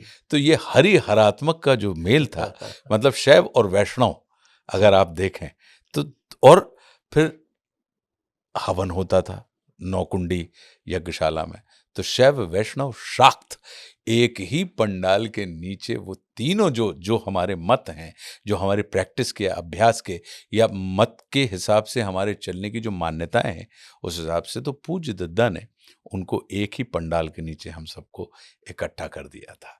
तो कहने का अर्थ ये है कि करपात्री जी महाराज के वो शिष्य थे और आपको पूरे। वो समझ कब आए इतनी? मैं 1984 में जब स्कूल पास करने के बाद जब मैं कॉलेज में गया सागर विश्वविद्यालय, तो मेरे बहनोई पूज्य दद्दा जी के शिष्य थे, तो वो मुझे मिलाने ले गए थे। अच्छा। और मैं, जैसे जवान बच्चे होते हैं, उजड्ड बच्चे जो होते हैं, और थोड़े उनको लगता है कि परमात्मा ने सिर्फ उन्हीं को बनाया है, और चूंकि तार्किक भी था मैं, पढ़ने लिखने का शऊर भी था, तो हमें लगता था कि तर्कों के माध्यम, मतलब ये, या जैसे आपने देखा होगा कि अपने गांव में उन्होंने अंगूठे में देवी जी दिखाने वाले लोग भी आते थे, सम्मोहन करने वाले लोग भी आते थे, तो इन सारी विधाओं में निपुण भी थे हम, मतलब इन सब चीज़ों से। तो हमारे पास ट्राइड एंड टेस्टेड एरोज हुआ करते थे, तो हम प्रभावित, अगर कोई हमको करने आता था तो हमको इसमें बड़ा आनंद आता था, क्योंकि आप जितने छोटे होते हैं आपका अहंकार उतना ही बड़ा होता है। वाह तो वाह। आप उस बच्चे को, आप ये मान के चलें कि एक उजड्ड अहंकारी बच्चा, तो वो जब ले गए तो हमने कहा चलो मिल लेते हैं, लेकिन चलो मिल लेते हैं। चलो मिल लेते हैं, अब बहनोई और जब वहां गए तो समर्पण प्रक्रिया नहीं है मनोज भाई, समर्पण घटना है। जो धीरे धीरे घटित होता है वो विश्वास होता है, और जो एकदम से घटित होता है वो समर्पण होता है। और जब भी कभी आप किसी ऐसी दिव्य चेतना के संपर्क में आते हैं, तो आपकी यात्रा विश्वास की यात्रा नहीं होती, आपकी यात्रा समर्पण की यात्रा होती है। तो जो जिस मोमेंट पे पूज्य दद्दा के संपर्क में हम आए, तो मेरे सारे प्रश्न, सारे तर्क, और जिसको आप कहते हैं कि विचार शून्यता और अहमन्यता और अहंकार, वहीं पे उन्हीं के श्री पहली चरणों में मुलाकात। पहली मुलाकात में, जहाँ पे जब हम गए तो हमने उनसे प्रणाम ऐसे किया था। अच्छा। हमारे ब्रदर इन लॉ ने, बहनोई साहब ने दंडवत किया था, और आप? हमने ऐसे प्रणाम किया था। जबकि 16.5-17 साल का लड़का तुम्हारे, मतलब यानी तुम अभी ठीक से निगत बने नहीं और रजाई को लंगोट बांधे, मतलब ऐसी वाली जो स्थिति होती है। तो जब और निकले 1.5 घंटे वहाँ दीवार से टिक के मैं बैठा रहा, और रात में उन्होंने 11:30 बजे एक तो 10 बजे रात को हम लोग सागर से स्कूटर से पहुंचे बरसाती रात में, या जबकि उस समय ये 84 की बात कर रहा हूँ, तो रोड भी नहीं होते थे, वो जो गणमास वाली रोडें होती हैं वैसी वाली रोडें होती थी। और रात में 11:30 बजे बोले कि अब निकल जाओ। तो मुझे समझ में ही नहीं आया कि ये है क्या। लेकिन जब और निकले तो जब आप समर्पित हो निकलने चुके। लगे और जब उन्होंने मुझे बुलाया पहली बार मेरा नाम लेके, हाँ, और कुछ सवाल मैं अपने पॉकेट में लिख के ले गया था कि ये वो सवाल हैं, ये ब्रह्मास्त्र हैं कि जिस पे तो सामने वाले को कहीं ना कहीं बोल्ड होना ही है। और उनसे कोई मेरी बातचीत नहीं हुई, और उन्होंने बुलाया, बोले अच्छा है बेटा पढ़ने आए हो। जब अपन बड़े होते हैं तो अपने मन में प्रश्न खड़े होते हैं, द्वंद्व खड़ा होता है। और बेटा जब हम भी पढ़ रहे थे, बड़े हो रहे थे, तो हमारे मन में द्वंद्व खड़ा हुआ कि बताओ, जिसने अपनी गर्भवती पत्नी को छोड़ दिया उनको मर्यादा पुरुषोत्तम कहते हैं। तो हमें बड़ा बेटा दिक्कत होती थी। लेकिन जैसे जैसे हम धीरे धीरे बड़े हुए, वो सवाल था मेरा, अच्छा, लिखा हुआ था वो पॉकेट लिखा में हुआ था जब आप मिल जिनके, गया ऐसे ही। और मेरे कोई कन्वर्सेशन नहीं हुआ। और बेटे जब हम बड़े हुए तो बेटा हमको समझ में आया। फिर राधा कृष्ण जी का सवाल था, फिर श्वास प्रश्वास के सवाल थे, फिर साकार निराकार के, और कोई और वही चर्चा वो नहीं है। बात कर रहे और वो थे। उन सारे सवालों के जवाब मुझे चर्चा में देते रहे कि अच्छा हुआ। और बोले कि बेटा हम चूंकि चुनाव लड़ने गए थे सागर विश्वविद्यालय में, हम अच्छा। पढ़ने गए नहीं थे। हमको लगता था सागर विश्वविद्यालय यूटीडी की जो स्ट्रेंथ थी वो 26,000 की थी, यूटीडी कैंपस की। हाँ, और सागर विश्वविद्यालय में 128 कॉलेज एफिलेटेड थे मध्य प्रदेश के, मतलब बुरहानपुर से लेके छतरपुर सब तक, अलग अलग और कैंपस छिंदवाड़ा में से नहीं। लेके। कैंपस की स्ट्रेंथ थी मतलब 26,000। 28,000 कैंपस अकेले के, और 128 कॉलेज मध्य प्रदेश के एफिलेटेड थे सागर यूनिवर्सिटी से। सबको मिला तो के चुनाव होता था। तो सबको मिला के होता था कि अगर आप, मतलब 10 लोकसभा क्षेत्र सागर विश्वविद्यालय के अंतर्गत आते थे। तो फिर बोले कि बेटा, अब मन मन में ये भी चल रहा था, बोले बताओ बेटा तुम आए, मेरे मन में गुस्सा इस बात का था कि बताओ किसी ने ना चाय का पूछा ना पानी का पूछा। बोले अब बेटा बताओ, अब तुम आए हो, ना चाय का पूछा ना पानी का पूछा। और फिर रात को 11:30 बजे कह दिया कि चले अब बेटा, अब हम, क्या है, खाना तो तुमने खाया नहीं होगा, तो अब आज घर पे कोई है नहीं, तो हम तो बेटा सिर्फ एक भाजी बना सकते हैं और बेटा रोटी खिला सकते हैं तुमको। तो खुद बना के उन्होंने, और ये सारे मेरे आक्रोश चल रहे थे अंदर कि ऐसा कैसे हो सकता है। सब शमन किया, बोले बेटा तुमको हाथ से बना के खिलाएंगे। और फिर जो मैं वहां से बोले कि जाओ बेटा इस साल नहीं लड़ना, इस साल किसी लड़की को चुनाव लड़वाओ, अपन अगले वर्ष देखेंगे, बिना पूछे ही। बिना पूछे ही। और वो स्वप्रेरणा से मैंने उनके सर रख के चरण पड़े, अपना माथा जो उनके चरणों में रखा।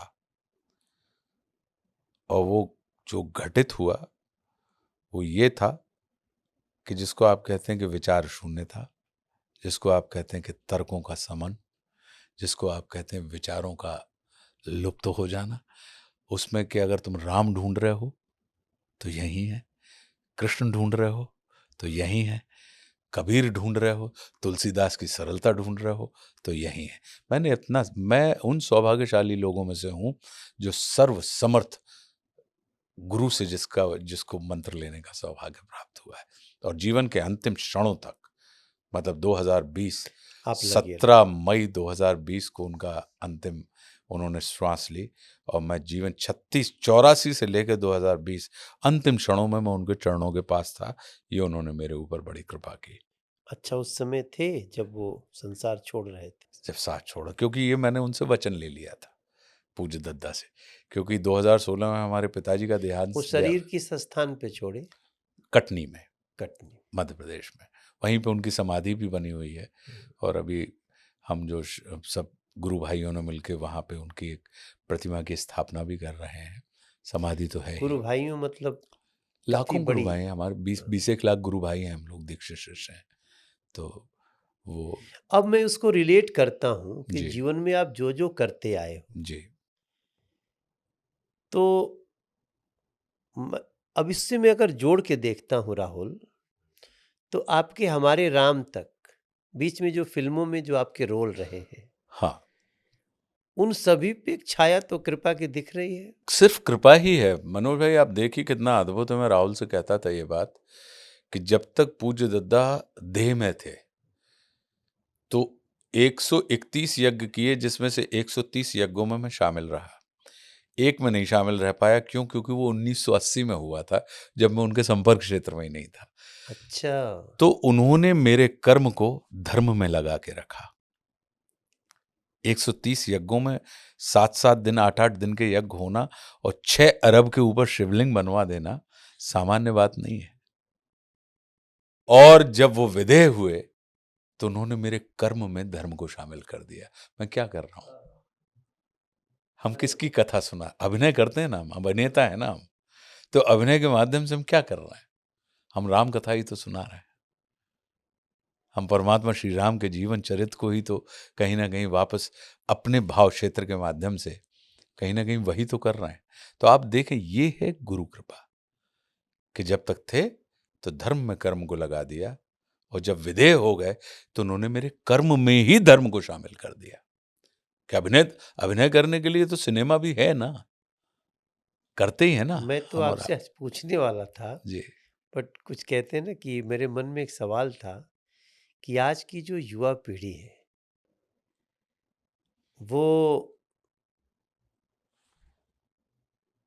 वो धर्म को कैसे ले? जी, तो कुछ तो आपकी बातों से लग रहा है, क्योंकि हमने क्या है ना भैया, मैं थोड़ा वॉच रखता हूँ, मैं सोचते रहता हूँ, विचारते रहता हूँ, दुनिया में घटित हो रहा है। मैं बहुत बोलता नहीं किसी विषय पे हमेशा। जैसे मेरे लिए एक आश्चर्य का विषय ये भी है कि हम हमारे राम में यूथ को बहुत देख रहे हैं देखते हुए। तो वैसे भी हमारी चिंता होती है, जो मैं पॉडकास्ट करने के लिए, बातचीत करने के लिए ऐसे डिसाइड किया, तो हमारा एक बहुत बड़ा मत है कि युवाओं को भी इसकी कुछ गूढ़ता दी जाए। देखिए अद्भुत बात ये है कि भारत का जो दर्शन है, भारत का जो विज़न है और भारत जो भूमि है, वो इतनी विलक्षण है क्योंकि हमारे यहाँ धर्म कभी भी विवाद का विषय नहीं रहा। हमारे यहाँ धर्म हमेशा संवाद का विषय रहा है, कि धर्म की जहाँ पे भी उपस्थिति होगी, अगर आप हम वो लोग हैं कि जहाँ के ऋषि दधीची की हड्डी से भी वज्र बन जाता है। हाँ, आप ज़रा उस आत्मा पे तो आप आके देखें। भारत ने भारत की दृष्टि जो है, वो ब्लिंकर वाली दृष्टि नहीं है। भारत की दृष्टि 360 डिग्री वाली दृष्टि है कि उसको पूरा मतलब जिसको कहना चाहिए पूरे आयतन में देख पाने का भारत के पास जितना दर्शन है। इसलिए आप देखें कि भगवान ना करे कि संपूर्ण विश्व नष्ट हो जाए और अकेला भारत बचा रहे।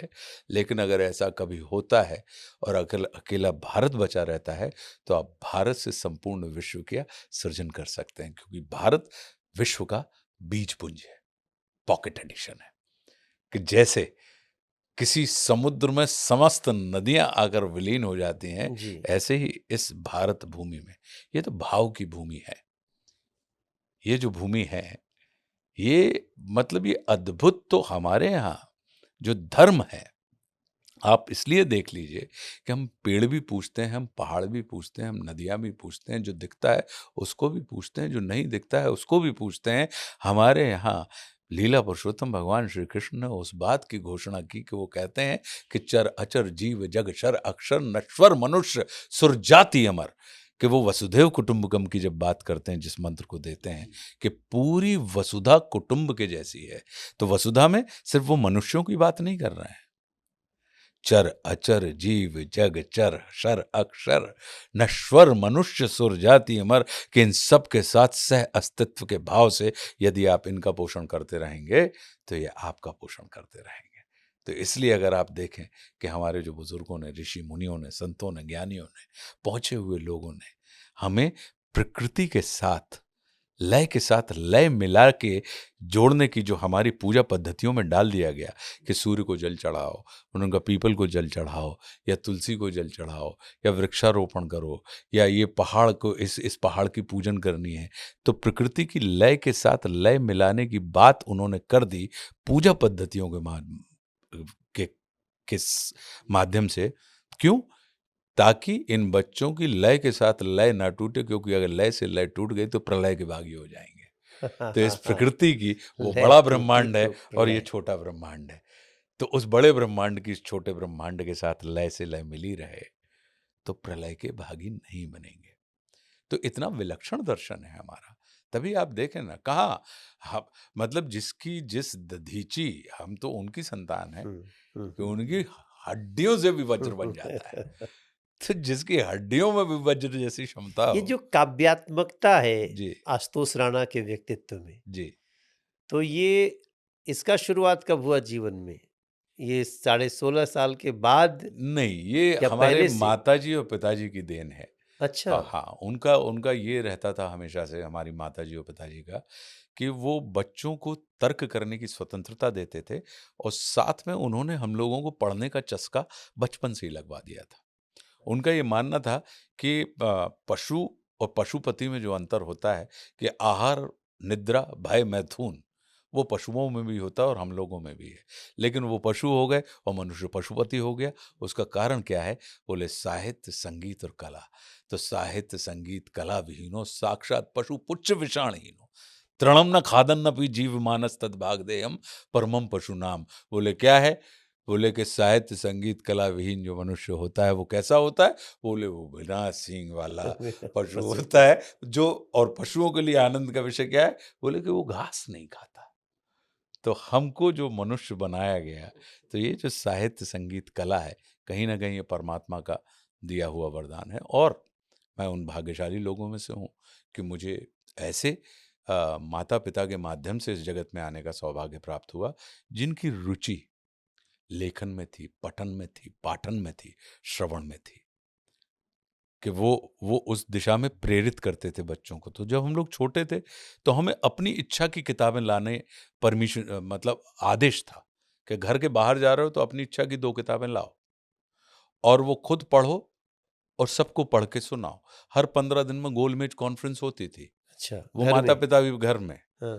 और वो भी सुनते थे और हमको, और फिर उसके ऊपर वो भी अपनी टिप्पणी करते थे। ऐसा नहीं कि अगर हम राजन इकबाल ले आए और वो प्रेमचंद लाए हैं, तो जो प्रेमचंद लाया है उसकी ड्यूटी है कि वो हमको भी पढ़ के सुनाए, और अगर हम राजन इकबाल लाए हैं तो ये तो हमारी हमारी ड्यूटी ड्यूटी है कि है। हम उनको पढ़ के सुनाएं और उसके बाद उसके ऊपर डिस्कशन होगा और वो उसको धैर्यपूर्वक सुनेंगे। रश्मि रथी कब आपको पसंद आई? रश्मि रथी मुझे, अब जैसे मैं कहूँ कि बाबा नागार्जुन, हमको ऐसे बैठ के सुनने का सौभाग्य उन्होंने दिया, या गोपाल दास जी नीरज, हमें ऐसे बैठ के, मतलब हमने उनको 2 फीट की दूरी से सुबह 4 बजे तक सुनने का हमें अवसर प्राप्त हुआ। तो कहने का अर्थ ये है कि ये जो, देखिए, अच्छा, कितना संजोग है भैया, तुलसीदास मैं जी भी के बाबा जमाने नाग। में, हाँ। तुलसीदास जी के जमाने में धनपति कौन था वो आपको याद नहीं होगा, लेकिन तुलसीदास जी याद है। कबीरदास जी के जमाने में किसके पास अरबों खरबों रुपया था वो आपको याद नहीं होगा, तुलसीदास जी याद, कबीरदास याद है। कबीरदास जी याद। आपको रहीम के जमाने में किसने कितना पैसा कमाया, कितनी भूमि जीती, हम और आप आज की तारीख में अगर किन्हीं चीजों के ऊपर किसी से अगर दिशा निर्देश लेते हैं तो हम उन लोगों से लेते हैं जिन्होंने कहीं ना कहीं जीवन के सूत्रों को अक्षरों के माध्यम से हमारे कानों तक पहुंचाने का प्रयास किया। तो हमारा तो जो पहला मित्र है, हम सबका, तो वो तो हमारे ग्रंथ ही हैं। ग्रंथों का मतलब ही होता है कि जो मन में व्याप्त ग्रंथियों को, जिनके सानिध्य से मन में व्याप्त ग्रंथियां कहीं ना कहीं खुल जाएं, तभी तो ये ग्रंथ कहलाता है, क्योंकि ये ग्रंथियों को खोलने का काम करते हैं। और पता लगा कि शास्त्र आपका बोझ कम करने के लिए होते हैं, आपका बोझ बढ़ाने के लिए बढ़ाने नहीं के लिए होते। नहीं हो। तो अगर आप शास्त्रों को ही बोझ बना लेंगे तो हमारा ही मानना है कितना, इतना अद्भुत अपने देश में इतनी अद्भुत व्यवस्था है। अगर उसको देखें, बस उसका इस्तेमाल करना अगर हम सीख जाएं, उसका उपयोग करना, सदुपयोग करना हम सीख जाएं, तो आप विश्वास कीजिए, विश्वगुरु अगर हम भारत को कहते हैं तो क्या किसी एक व्यक्ति के होने से विश्वगुरु हो जाएंगे? नहीं। जिस जिस भूमि का प्रत्येक बच्चा गुरुत्व के भाव से भरा हो, उसी को जगत विश्वगुरु की भावना से पुकारता है। तो कहीं न कहीं भारत के पास वो दर्शन है कि प्रत्येक बच्चा गुरुत्व के भाव से भरा है। गुरुत्व मतलब जो आपको पुश करना भी जानता है और जो आपको पुल करना भी जानता है। जो आपको कहीं न कहीं अंधकार से प्रकाश की ओर ले जाने में, मतलब समस्या से समाधान की ओर ले जाने में सक्षम हो। ऐसी क्षमता वाले लोग हमारे यहाँ। हमारे राम में जो गीत है कि रामलीला को हम गुनगुनाने चले। वो तो मैं आपके पास आया था। हाँ, मेरा आलोक दुर्भाग्य था, मैं नहीं गा पाया। आलोक श्रीवास्तव जी ने इसको लिखा हाँ। और मैं आपके पास आया था और मैंने आपको बोला भैया ये गीत तो आपने ही गाना है। सवाल इस पे ये है कि जो ये गीत लिखा गया तब तो आप पूरी तरह से हाँ, आ चुके थे हाँ, इसमें। पूरे। आलोक श्रीवास्तव जी यही का इन्होंने किया, इन्होंने इंट्रोड्यूस किया था इंट्रोड्यूस मुझे। किया। हाँ, वो मुझे समझ में आ गया हाँ, आलोक क्योंकि बहुत अद्भुत हैं, हाँ, हाँ, क्योंकि अगर आप देखें तो शिव तांडव स्तोत्र जो हमारे राम में जो भैया रावण गाते हैं। जो हिंदी भावानुवाद है, वो आलोक आलोक ने जी ने किया किया। हुआ था। और आलोक उन लोगों में से हैं, वर्तमान के साहित्यकारों में से, जो भाव लिखता है, जिसकी भाषा में भाव होता है। इतना बारीक और इतना मधुर आलोक की रचनाओं में इश्क हकीकी भी है और इश्क रूहानी भी है, इश्क जिस्मानी भी है। तो वो जो बात है, तो और आनंद इस बात का है कि जिसको मैं प्रेम करता हूं या जिसके ऊपर मैं विश्वास करता हूं, उस उसके चित्त में भी वो जम गए। तो जब इन दोनों की ट्यूनिंग मिल गई, और इनका अपना सेंस बहुत अच्छा है, राहुल नहीं, का। नहीं, मुझे तो बात करते समय लग रहा है कि ईश्वर ने आप दोनों को चुना साथ आने के लिए। बिल्कुल। ये अभी हम आने के पहले रास्ते में कह रहे थे, भैया आप बताना कि जरा ध्यान करना आप, और बताना कि पिछले जन्म में मैं कौन था। मैं कहा भृगु तक जाओ, बताओ कुछ। अच्छा, इस नाटक के डायरेक्टर्स और ये सब के बारे में थोड़ा-सा बताइए भैया मुझे। देखिए, मैं, श्वेता मेरी वाइफ और गौरव भारद्वाज उनके पार्टनर हैं। ये लोग एसजी ड्रीम मीडिया में प्रोडक्शन करते हैं, एड्स बनाते हैं, फिल्में बनाते हैं। एक दिन हम गाड़ी में बैठे हुए थे, जब मैं भैया को भी नहीं जानता था। ये 2021-22 की बात है, 21 की बात है इनफैक्ट। और गाड़ी में 20 चलते की चलते, होगी। हाँ 20 की, 2020 की बात है।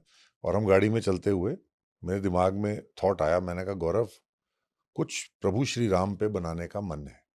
और उस टाइम बहुत पिक्चरें आई थी प्रभु श्री राम पे, जिनको लोगों ने क्रिटिसाइज भी किया, कई लोगों ने बहुत जो हुआ। तो कहते हैं, उसने मेरे को साफ मना किया कि नहीं ये मत बनाना, ये सब्जेक्ट ठीक नहीं है। और Gaurav is just a 32-year-old boy, 32 साल हाँ, का हाँ, लड़का है। जानता हूँ गौरव आप को। मिले हैं उसको। तो गौरव ने मेरे को बोला कि ये मत करो। मैं कहा नहीं यार, करना तो है, और तू डायरेक्ट करेगा। कह रहा है मैं डायरेक्ट करूंगा, मेरे को तो रामायण की कहानी नहीं पता, मैं कैसे डायरेक्ट करूंगा। आप सोचो भैया, कहाँ से लिखी ये गाथा, किसने लिखी, किसने लिखा हमारे राम का ये जो पूरा जो ये रचयिता जो हुई है, ये हमने थोड़ी रचा है, ये प्रभु ने रचा था। अब उस बच्चे को आप सिलेक्ट कर रहे हो 32 साल के, जिसको रामायण की कहानी नहीं पता, पूरी अच्छी तरह नहीं पता, थोड़ा बहुत तो सबको ही पता होता है। मैं कहा वो कहानी तो मैं सुना दूंगा। कहता है मुझे क्यों रखना चाहते हो एज डायरेक्टर। मैं कहा क्योंकि तुम्हारा जो ऑडियंस के साथ एक कनेक्ट है, वो रूहानी कनेक्ट है, आत्मा का कनेक्ट है। ऊपर ऊपर से प्ले तो बहुत लोग बना देते हैं। कहता है इतने बड़े बड़े साहित्यकार बैठे हैं, इतने बड़े बड़े डायरेक्टर्स बैठे हैं, दिल्ली में बहुत नाम है, अच्छे अच्छे प्लेस जिन्होंने डायरेक्ट किए। मैं कहा नहीं, मेरे को नाम से ज्यादा मेरे को ऐसा डायरेक्टर चाहिए जो जब प्ले दिखे और लोग देखें उस प्ले को, तो आत्मा के अंदर झिंझोड़ के रख दे, आत्मा को सोचने पर मजबूर कर दे कि हाँ यार, ये रोए भी, हंसे भी, समझे भी, और घर में उसका एक अंश लेकर के जाए। और वही उसने बनाया, सेंसिटिविटी से, इमोशन से। वैसे कहने का तरीका भी आप लोग का अलग है। अलग था। आप जब भी मैं इनसे कुछ सीन वैसे भी जब बातचीत करता हूँ, तो हम भी तो बहुत सारे गीत गाते हैं, भजन गाते हैं, रामचरितमानस के ऊपर, लेकिन आपका कहन अलग है, कहने का तरीका अलग है। तभी भैया हमारे जो, अगर हम अपने आंकड़े उठा के देखें आज, तो तो इतने बड़े-बड़े लोग, मैं बता रहा हूँ 12 साल की उम्र से लेकर 40 साल की उम्र के जो हमारा जो यूथ मैं कहूँगा, वो 80% इस प्ले को देखता है, क्योंकि हमारे पास तो सारे आंकड़े आते हैं। तो मैं तो सुना हूँ कि बहुत बड़े प्रमुख लोग आकर के नाटक देख हाँ, रहे हाँ, हैं। बिल्कुल, बिल्कुल। मतलब शेष से लेके विशेष तक सब लोगों ने, और मतलब ये तो खैर देखा जाए तो संसार के सबसे बड़े महानायक की दास्तान है। हाँ, भाई मुझे नायक वो होता हाँ, है जी भैया। जिसके प्रशंसक, जिसके मित्र उसकी प्रशंसा करें। लेकिन परमात्मा श्री राम महानायक हैं कि जिसके शत्रु भी उसकी प्रशंसा करते हैं और उसके प्रति आदर अब से जैसे इन्होंने रावण की भूमिका निभाने का सोचा और मेरे को बोला कि मैं निभाऊंगा, तो आशुतोष राणा जी अगर रावण कर रहे हैं तो हमें एक गीत चाहिए था जो रावण को सूट करे। तो हाँ, मैंने आलोक भाई से पूछा, मैंने कहा कोई ऐसा गीत लिखो। दशानन हाँ, दशानन। तो मैंने कहा ऐसा कोई गीत लिखो। कह रहे मैंने, और उसी रात को उन्होंने 4 लाइनें लिख दी। मैंने कहा मेरे को सुनाओ। तो जब उन्होंने, मेरा नहीं ऐसे नहीं, मैं इसका स्क्रैच सुनाऊंगा। तो और वो बहुत अच्छा लगता है जब आप चलते जैसे ही वो हैं स्क्रैच और शुरू हुआ, दशानन दशानन जब आता है, वो बहुत अच्छा। कमाल है। हाँ, जैसे ही उन्होंने वो स्क्रैच सुनाया, मैंने कहा ये गाना है दशानन का। मैं कहा कौन गाएगा? कह रहे हैं कैलाश खेर जी गाएंगे, पद्मश्री कैलाश खेर जी। मैं कहा वो कैसे आएंगे? प्ले है, छोटा सा नाटक है, नाटक में तो पैसा नहीं है, ये नहीं। कह रहे मैंने कहा उनसे ही गवाएंगे। और ये किसने गाया? रामलीला को हम गुनगुनाने हाँ, चले? तो फिर रामलीला के लिए मैं आपके पास आया, हाँ, वो भी इन्होंने लिखा। मैं कहा अब लव कुश आ रहे हैं तो उनके लिए हमें एक गाना चाहिए, तो उन्होंने लिखा। मैं कहा ये मनोज भैया की आवाज से, क्योंकि ये मीठा गाना है, मनोज भैया इसको बहुत प्रेम पूर्वक गाएंगे। आपने मेरे को स्टूडियो तक बुक कर दिया था मैंने तो, हाँ, और 7 बजे का टाइम फिक्स हो गया।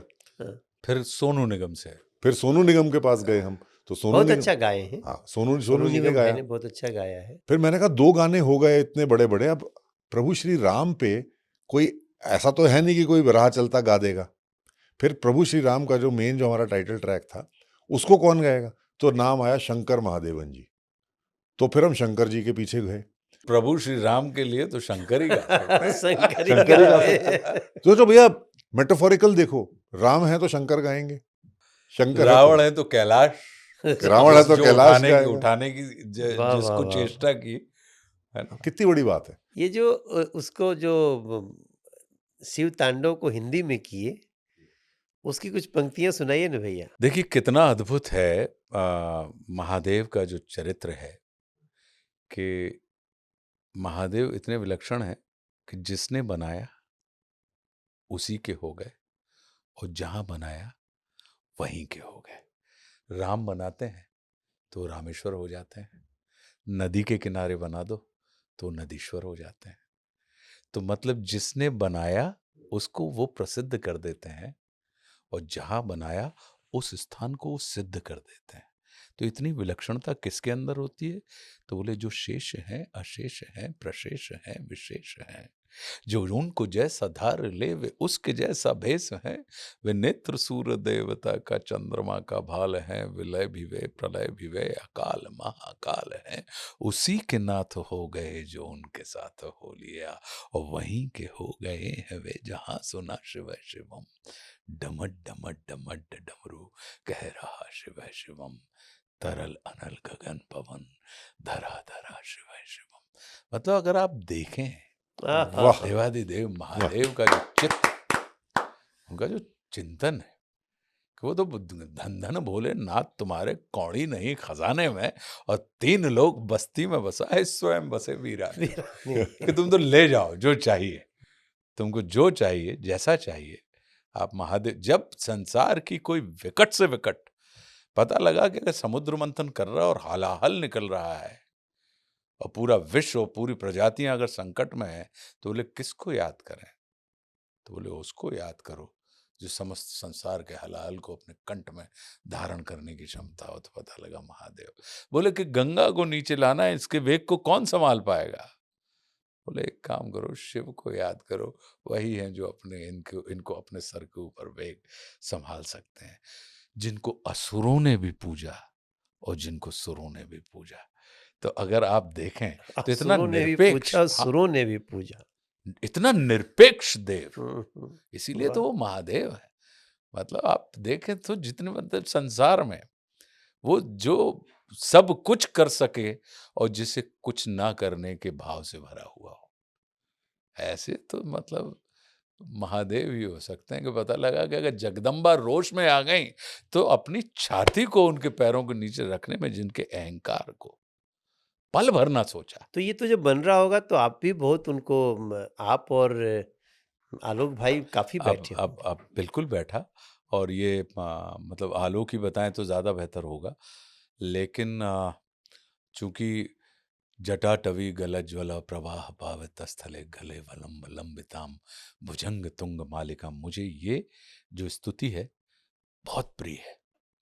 और मुझे लगता था कि भाषा की कठिनाई के कारण, क्योंकि महादेव का श्रृंगार है, महादेव के श्रृंगार का जो वर्णन है वो इस पूरी, लेकिन भाषा की कठिनाई के कारण लोगों के कान तक तो पहुंचती है ये बात, लेकिन बहुत से लोगों के कंठ का आभूषण नहीं बन पाती।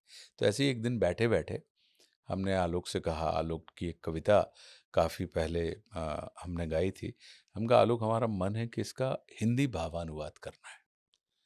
तो बोले भैया ये मेरे बस का नहीं है, ये मुझसे नहीं हो पाएगा। मैंने कहा तुम ये कर चुके हो, ये मत गयंद छंद है, भुजंग प्रयात छंद जो है, जी, जी, जी। मैंने कहा उसमें है, और तुम एक कविता मैंने तुम्हारी पढ़ी है, तो मैंने कहा ये उस छंद में ये चीज कही गई है। और कुछ ऐसा घटित हुआ कि आलोक उसके निमित्त बने, उसके निमित्त बने तो महाशिवरात्रि पे हमने उसको लोकार्पित किया। और ये है कि अब भैया आज आपका की तारीख राजनीति में इंटरेस्ट नहीं रहता है? हाँ है ना, वो जो जो वोटर के लड़ना तौर चाहता था। वोटर के तौर पे है ना भैया। अच्छा, वोटर के एक तौर वोट है हमारे पे। पास। तो नहीं, और लोकतंत्र की खास बात जो ये है अध्यक्ष बनना चाहता था, जी, जो बालक 16 साल का आशुतोष राणा, तब भी आपका नाम आशुतोष राणा ही था। आशुतोष राणा ही हमारा नाम, आशुतोष राणा ही है।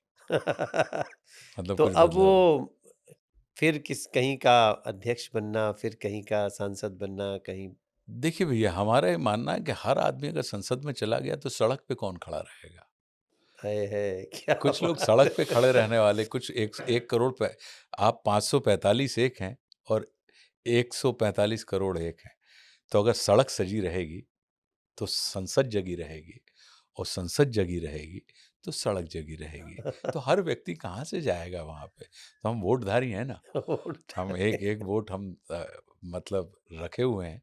तो हमारा अपना ये मानना है कि लोकतंत्र में प्रत्येक व्यक्ति राजनीति में होता है, ये लोकतंत्र का आभूषण है, विशेषता बहुत है। सुंदर, बहुत महत्वपूर्ण हाँ लाइन बहुत है। महत्वपूर्ण है। अगर क्यों? कोई ये सोचता है कि मैं नहीं हूँ हाँ राजनीति में, नहीं, तो गलत है वो। क्यों? क्योंकि इधर पे लोकतंत्र में नेता जनता का प्रारब्ध नहीं लिखता, ये जनता होती है जो नेता की नियति का निर्धारण करती है। जहां पे आप यहां पे अब, लेकिन अब आप कहेंगे कि भाई नेताओं को तो पूजा जाता है जी, मूर्तिकार मूर्ति बनाता है, लेकिन प्रतिष्ठा किसकी होती है? मूर्ति की। अगरबत्ती किसको लगती है? मूर्ति की। लोग किसके मगर सामने नेताओं खड़े को तो होके, गाली भी मिलती है। भाई आप देखिए नेता को उल्टा कर दीजिए, क्या बना? ताने। ताने का क्या मतलब? तो जिसको ताने सहने और ताने रहने की क्षमता हो वही नेता हो सकता क्या है। बात है, वाह। ताने रहे मतलब कि तान के रखे हैं हम, और या ताने सहने, तो ताने सहने और ताने रहने की क्षमता जिस व्यक्ति के अंदर हो वही नेता बनेगा। ताने सुनते हुए ताने रहने की क्षमता ताने रहे, हो। वही मैं कह रहा हूं कि आप, तो नेता एक होता है नेता और एक होता है नायक। तो अब ये निर्भर करता है। और दूसरी चीज, अगर अपन कह रहे हैं कि गाली सुनते हैं, तो भाई उनको फूल मालाएं भी तो उन्हीं के गले में डलते हैं, उन्हीं के लिए तो हम ढोल नगाड़े बना के लोग लाखों की संख्या में पंडाल के सामने खड़े होते हैं। तो जिससे हमें अपेक्षा है उसी की तो हम उपेक्षा भी करेंगे, वाह! जिससे हमें प्रेम नहीं, है नहीं, आपने इशारे में समझा है दिया। ना। तो कहने का अर्थ ये है जी। कि लोकतंत्र बड़ा हम बहुत अच्छे उसमें हैं, और हमारा ये मानना है कि बड़ी जिम्मेदारी का काम होता है नेतृत्व करना। तो जो जैसे आप लोग राजनीति में हैं, तो राजनीति अब ये निर्भर करता है व्यक्ति के ऊपर कि एक तो होता है राज करने की नीति को भी राजनीति कहते हैं, और एक होता है नीतिपूर्वक राज किए जाने को भी राजनीति कहते हैं। तो अब ये निर्भर करता है हमारे आपके किसको ऊपर क्या चुनना कि है। किसको क्या चुनना है। बहुत अच्छा लगा मुझे। हम अभी समापन पे आते हैं भैया, और जितनी बातें आज हम सुने हैं, हमारा तो मूल यही था कि हम हमारे राम के आसपास रहें, क्योंकि हमारे लिए हमारे राम की सफलता बहुत बड़ी है। कितना बड़ा क्रू है आपका, कितने लोगों का? 122 लोग हैं भैया। 122 लोगों का क्रू मैं है। तो भैया मैं ये धन्यवाद दूंगा, मेरे छोटे भाई हैं प्रिय राहुल, ये बहुत कलेजे का काम है। राम कथा को कहना और राम कथा का निर्वाह करना ये सामान्य व्यक्ति के वश की बात नहीं है। ये परमात्मा जब तक सीधी कृपा ना करें तब तक हम और आप रामायण की या राम कथा की एक एक बात को उसी सुर में नहीं पहुंचा सकते।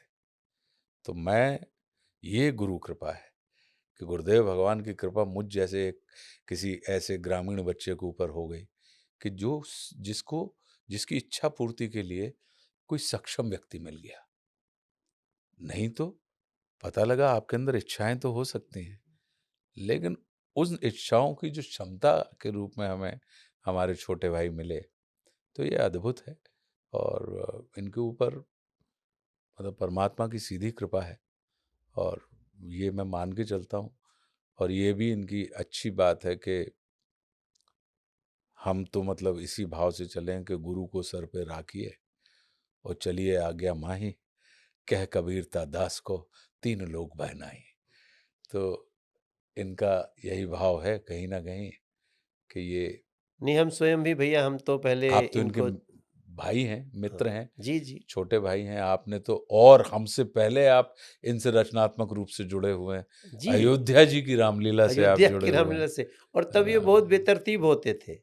अब लेकिन कैसे हैं? अब इतने। तो इनको इनको हमारी संगत फल रही है, नहीं, हमें हम तो फल रही है इनकी नहीं, संगत। नहीं, हम तो दोनों के साथ पूरे अम, थिएटर का भाग्य फलता हुआ देख रहा हूँ। तो राहुल जी, आपको मैं अपनी तरफ से बहुत उम, शुभकामना देता हूँ। आगे आपके 500 के बाद अब तो मुझे ये डर लगने लगा है कि ये उम्र के साथ-साथ ये तो मुझे लगता है कि बहुत आगे अगर ये 10 साल भी चल जाए, तो हमें कोई आश्चर्य नहीं होगा, क्योंकि चलते हैं भैया, प्लेस तो चलते हैं, भैया 20-20 साल करेंगे। चलते हैं। और बात यह है कि महादेव को भी करना है हमें, लीला पुरुषोत्तम की भी कथा कहनी है। ये तो सब हमारे युग पुरुष हैं, हमारे अवतार हैं। राम का कर्म और कृष्ण के कथन, ये दोनों हमारे और आपके कहीं ना कहीं जब ये दोनों आ जाएंगे तो फिर देवादिश तो हमारे जीवन में कल्याण होगा, शिव होगा। आगे क्या योजनाएँ हैं? आगे भैया हमारा एक नया नाटक जिसका लेखन शुरू है, खत्म होने वाला है, उसका नाम है हमारे महादेव। आज पहली बार आपके मंच से उसकी मैं अनाउंसमेंट कर रहा हूँ। हमारे महादेव नाटक हम लोग इसी वर्ष लॉन्च करेंगे। अब चूंकि मैं चाहता हूँ कि राहुल की ये इच्छा पूरी हो, बाकी चूंकि मैं ये इस अचानक एक दोहा याद आया कि मन चाही में खलल है, प्रभु चाही तत्काल और बलि चाही आकाश को भेज दियो पाताल। तो कृपा बनी रहे उनकी। कृपा बनी रहे। मैं आज के इस समापन को आपसे रश्मि रथी कि रामधारी सिंह दिनकर जी कुछ लाइनों के साथ समापन पे जाना चाहते हैं। बिल्कुल, ये मेरे लिए ये कहूँगा कि ये मेरा परम प्रिय काव्य है और इतना अद्भुत लिखा है परम पूज्य दिनकर जी ने, और वो सदैव वर्तमान। उनको साहित्यकार मैं नहीं कहता, मैं उनको स्वयं साहित्य कहता हूँ कि दिनकर जी स्वयं स्वयं साहित्य साहित्य है। हैं।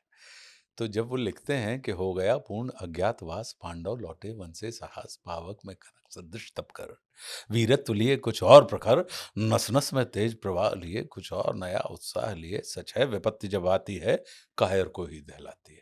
ये इनके ऊपर लागू होता है क्योंकि ये वीर वीर बच्चे हैं। जी, जी, जी। ये तमाम बाधाओं से निकल के आगे बढ़ने वाला लड़का है सच ये, है विपत्ति जब कि आती है, सच है विपत्ति जब आती है कायर को ही दहलाती दहलाती है, है, शूरमा नहीं विचलित होते, क्षण क्षण एक एक नहीं नहीं धीरज धीरज खोते, विघ्नों को गले लगाते हैं, कांटों में राह राह बनाते बनाते हैं, मुख से न कभी उफ कहते हैं, हैं, संकट का चरण न गहते हैं, जो आ मिलता सब सहते हैं, उद्योग निरत नित रहते हैं, शूलों का मूल नसाने को, बड़खुद विपत्ति पर छाने को, है कौन विघ्न ऐसा जग में, टिक सके वीर नर के मग में, जी। खमठोक ठेलता है जब नर, पर्वत के जाते जाते पांव पाँव खड़, खड़, मानव जब जोर लगाता है, पत्थर पत्थर पानी पानी बन बन जाता जाता है। है।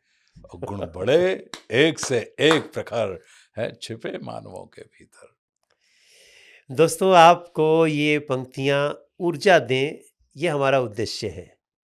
और मुझे एक बार फिर से अपने बड़े भाई आशुतोष राणा जी को, वैसे वो एक ही साल बड़े हैं हमसे, आशुतोष राणा जी को और अपने छोटे भाई राहुल भुचर जी को हमारी तरफ से बहुत बहुत धन्यवाद, शुभकामनाएं। आगे यात्रा और भी बड़ी हो। हम फिर मिलेंगे। अगर आपको अच्छा लगे तो हमारे मृदुल मंथन को लाइक करिएगा, और सब्सक्राइब मैं ये करिएगा। चाहूँगा, निवेदन करूँगा, मृदुल मंथन को लाइक करें, सब्सक्राइब करें, साथ में ये जो पॉडकास्ट है जब आपका तैयार हो जाए जी। और मृदुल मंथन के ऊपर जब इसका हो जाए, तो मेरा जो पंचतंत्र वन है हाँ, उसके ऊपर भी मैं इसको लोड करना चाहूँगा, बिल्कुल, है ना? बिल्कुल। तो वो, और दूसरा एक वचन आपसे और हमारी आदरणीय भाभी से ले रहा हूँ, क्योंकि दोनों ही अद्भुत सिंगर हो, अद्भुत सिंगर हो। एक बहुत अच्छा गीत मैं लिखवाने वाला हूँ प्रियालोक श्रीवास्तव के साथ, और हम और उसको गाएँगे। आपको पंचतंत्र वन के लिए गाना पड़ेगा। अब हमारे नाम के जैसा डॉज मत देना। नहीं, नहीं, नहीं, नहीं, नहीं, नहीं, हम पक्का गाएँगे भैया। वैसे मैं आलोक जी का एक गीत, आलोक जी के साथ एक गीत कर रहा हूँ। जी, बहुत जल्दी उसको आएगा, लेकिन आप जो वादा कर रहे हैं उसको भूलिएगा मत। हम और हमारी पत्नी सुरभि, हम उसको ज़रूर गाएँगे बिल्कुल और ये हमारे लिए आपका एक आशीर्वाद होगा। Thank you Rahul. Thank you भैया, थैंक यू सो बहुत मच। बहुत बहुत-बहुत धन्यवाद। धन्यवाद। आप सबका बहुत बहुत हृदय से नमन। आप हमारे इस प्रयास को सराहना देते रहिए।